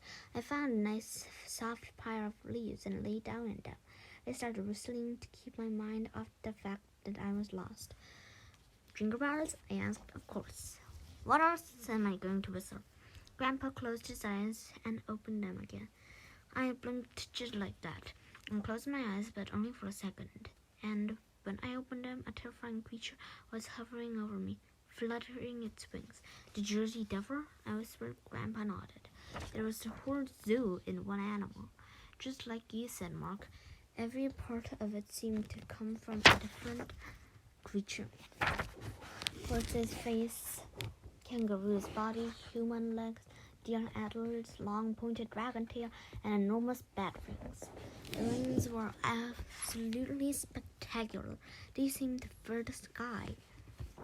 You can't imagine how big it was, Grandpa shouted from his hospital bed. It was bigger than an elephant, bigger than a house. How could something that big be so hard to find? But, what the weirdest thing was? I shook my head. I couldn't say a word. I was too stunned. It was glowing in the dark like a colossal firefly. Unbelievable. Grandpa gazed up at me and smiled, remembering. It stared at me for a while, and I stared back, clutching my bat. It's like we were trying to figure each other out. Suddenly I came to my senses. I realized that no one was going to believe me that I had actually seen the Jersey Devil. I needed evidence, so I decided to snap a picture. I grabbed my camera, lifted it to my eye, and nothing. Everything was black. Grandpa smacked himself in the head with his head. Oh, I was such a dummy. The lens cap was still on. If only I had been better prepared. Grandpa sighed and leaned back against his pillow. There's nothing more to say. I took the lens cap off, but when I looked through my camera again, the Jersey Devil was gone. My grandmother asked us to stay one more night in Leisure. I couldn't tell she wanted the company until Grandpa came home the next day. After dark, I sat on the back porch and thought about what Grandpa had told me. I had to admit, his story freaked me out. I didn't know what to think. Was it all in his imagination? I mean, he was tired and hungry, right? Maybe his mind was playing tricks on him. Or maybe he fell asleep in those leaves and dreamed it all. But what if it really did happen exactly as he described it? What if my grandpa really did come face to face with the Jersey Devil? If the monster really glowed in the dark, that could explain the weird traveling light in the photos that Grandpa had sent me. Maybe the UFO in those pictures was actually the Jersey Devil. These strange thoughts bounced away around in my brain until my head started to hurt. Rachel came outside and plopped down beside me on the porch. We sat there silently for a few moments. Grandpa said he sighed out there. I told her. So what? Said Rachel. The New Jersey vegetable monster? No, the Jersey Devil. Oh, said Rachel. I thought maybe he saw a broccoli man. She sounded disappointed. We sat together, peering into the pine barrens and imagining the monster that might be out there. We weren't thinking about the same monster, but that didn't really matter. Rachel usually gets on my nerves, but that night, I was glad she was there with me. I was feeling pretty creeped out, and I'm sure that Rachel was too. So we leaned against each other, shoulder to shoulder, and it made me feel a little better. Chapter 24. The Wheel Club becomes official. A lot had happened since my last entry. First of all, we drove back to Baskin Ridge. In the car, on the way home, I realized that I didn't have my tape recorder. Oh no, I cried. I left it in the woods. I dropped it when we were searching for Grandpa, but there was so much happening that I forgot to pick it up. Even though it was mostly broken, I was really disappointed. We're not going back to find it, said my dad. The next day, the Sceurman twins caught up to me on the way to school. I wasn't sure what to expect, but I knew I wasn't scared of them anymore. Hey, weirdo, said Vicky. Hey, weirdo, said Tim. Don't you dare tell anyone about the other night, Vicky warned. Don't tell anyone we got scared or that we got stuck in a tree. Yeah, said Tim. And don't tell anyone that we called our grandfather Popsy. I smiled. I couldn't help it. I thought they would pound me, but to my surprise, Ricky and Tim smiled too, just a little. I promised I wouldn't tell anyone. Mark B and Starla came over for our weekly Weird Club meeting on Wednesday. They asked me a million questions about the search for the Jersey Devil, but before I could answer, the doorbell rang. I answered it and was surprised to find Vicky and Tim Sceurman standing on my porch. Murphy and Starla came up behind me. The three of us stared at the Sceurman and they started back. Finally, the twins broke the silence. Hey, Mark, said Vicky. Hey, Mark, said Tim. I had never heard them call me by my name before. It seemed kind of weird. "This is for you," said Ricky, handing me a box. "It's a tape recorder, a brand new one." "Yeah," said Tim. "We chucked in and got it for you. We are sorry we smashed yours that one time. Twice, actually," I said. "Stella elbowed me. Not that I'm counting," I added quickly. "Thanks."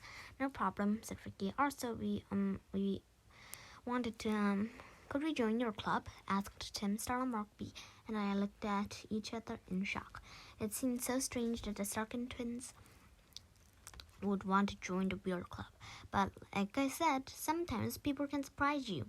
"That night in the woods," said Ricky, "we can't stop thinking about it." "Yeah, it was awesome," said Tim. "Scary but awesome." "And all that weird stuff you like," said Ricky. "Ghosts and flying creatures and stuff." "We actually sort of like all that weird stuff," said Tim. "We all even hung our sneakers in your stupid tree."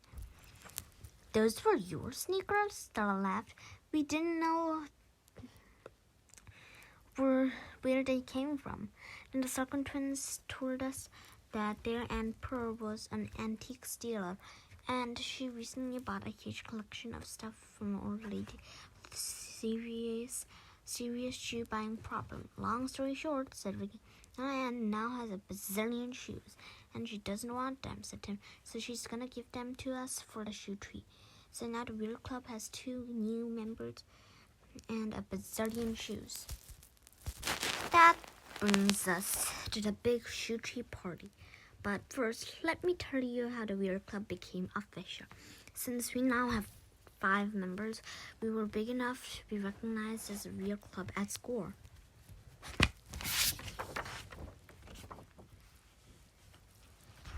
The 5 of us met at the principal's office. Ricky and Tim were kind of nervous about being there. This was their first time they had gone thither without actually being in trouble. Mr. Albert was sitting behind his desk, and we all fired and he raised his eyebrows. Then, when he saw the Circumstance with us, "We're the Wheel Club," I said to the principal, "and there are 5 members of us now." "See? 1, 2, 3, 4, 5. "Yes, I can count," Mr. Albert interrupted. "You said that if we had 5 members, then we could be a real official school club." I continued. "We could be mentioned in a yearbook, and we'd get money from the school for expenses and even field trips." "Where are your facility sponsors?" My smile drooped. "Our facility sponsors?" Mark B turned to me. "You didn't say anything about facility sponsors." "Well, of course you need a sponsor," Mr. Alford said. "You need an adult from school to supervise the club." "Who would want to sponsor something as weird as the Wheel Club?" Ricky asked. "I think I can recommend someone," said the principal. He grabbed a pen and a sticky note. He jotted something down and then lifted the paper to show. "Sasquatch!" said Stella right away. "That's right, the mysterious metal-riding cryptozoologist was Mr. Albert, the school principal, and he had the big feet to prove it." "Psi 15, said Mr. Alford, flinging his feet off on his desk. "It's not easy finding shoes." We filled out a form and Mr. Alford signed it, and our faculty sponsored. The Wheel Club was now an official school organization. Meetings every Wednesday, 3:30 to 5 p.m. The Wheel Club. Mark Aldrich, President. Mr. Alford, aka Sasquatch, facility sponsor. Members: Mark A, Mark B, Stella, Vicky Sarkin, Tim Sarkin. Honorary members: Rachel, Grandpa, Grandma, Mrs. White, Mr. Bice, Diana. Okay, now where was I? Oh yeah, I remember our big shoot tree party. Stella, Mark B, and I rode our bikes to the shoot tree. Then Vicky and Tim showed up with their Aunt Pearl in a pickup truck that was overflowing with shoes. We spent the whole afternoon flinging, hurling, lobbing, and tossing. Soon, a crowd gathered around us to watch. A lot of people even joined in, including some kids from school. Shoes was flying everywhere, and sneakers, flip-flops, slippers, and other shoes that were already on the branches were swinging wildly. It was the funniest thing I'd ever seen. Finally, Mr. Albert, came by with a pizza and soda, and we had a pizza party under the shoe tree. While we were eating, a reporter came by and asked us some questions. He said he was writing an article for our local paper. A few days later, I clipped the article from the paper. The most beautiful tree in Lord Sterling Park. Recent visitors to Lord Sterling Park may have noticed a tree bearing unusual fruit, not the kind you can sink your teeth into, but a strange blossom that you can stick your foot into inside. Yes, this odd tree seems to be growing shoes. It's the work of a local group of kids that calls themselves their beer club. Shoes trees are awesome, said club leader, 12-year-old Mark Aldrich.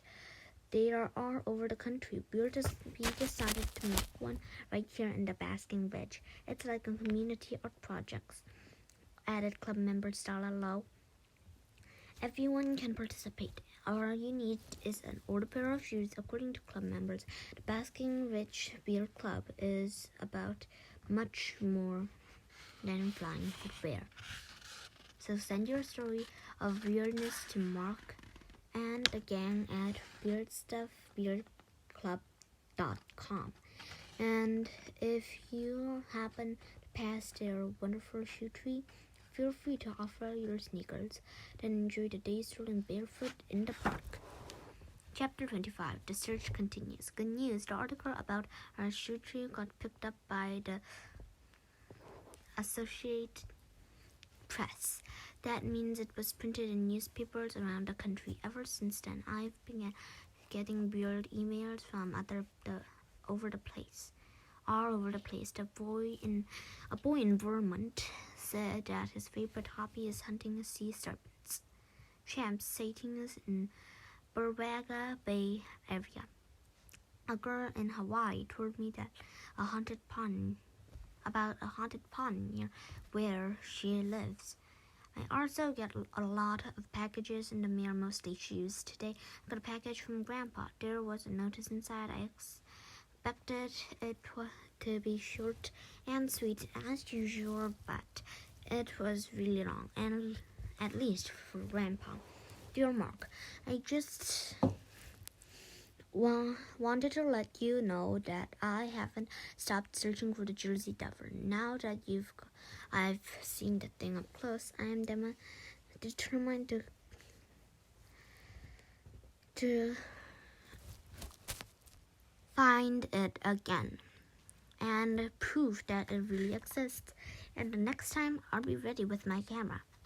The LJDRO is going strong. Mr. Bice had joined the club again, and we have a new member, Mrs. White. We go out every evening for a walk in the woods. Don't worry, we are being very careful to stay on the path, so I won't get lost in the forest again. Besides, Mrs. White is very handy with the compass. Incidentally, I think Lord Bice has a crush on her. There's someone for everyone, I suppose. One more thing. On our last expedition, I found your tape recorder in the woods, and I'm including it in this package. Something happened to it. I thought you might be interested. Love, Grandpa. Under the note, I found my old tape recorder, or at least what was left of it. Half of it was missing, and the rest was covered with dried mud and jagged dents. Wow, I said aloud. These look like bite marks. Rachel was passing outside my room and she heard me. What's that? She asked. Something chopped my tape recorder. Bit it right in half. I exclaimed the demolished tape recorder with my sister. Maybe it was a Jersey Devil, I said, or maybe it was the New Jersey vegetable monster, said Rachel, smiling at me. Or whatever it is, I declared. If it's out there, we'll find it. The End of the Weird Club, The Search for the Jersey Devil by Randy Fairbanks.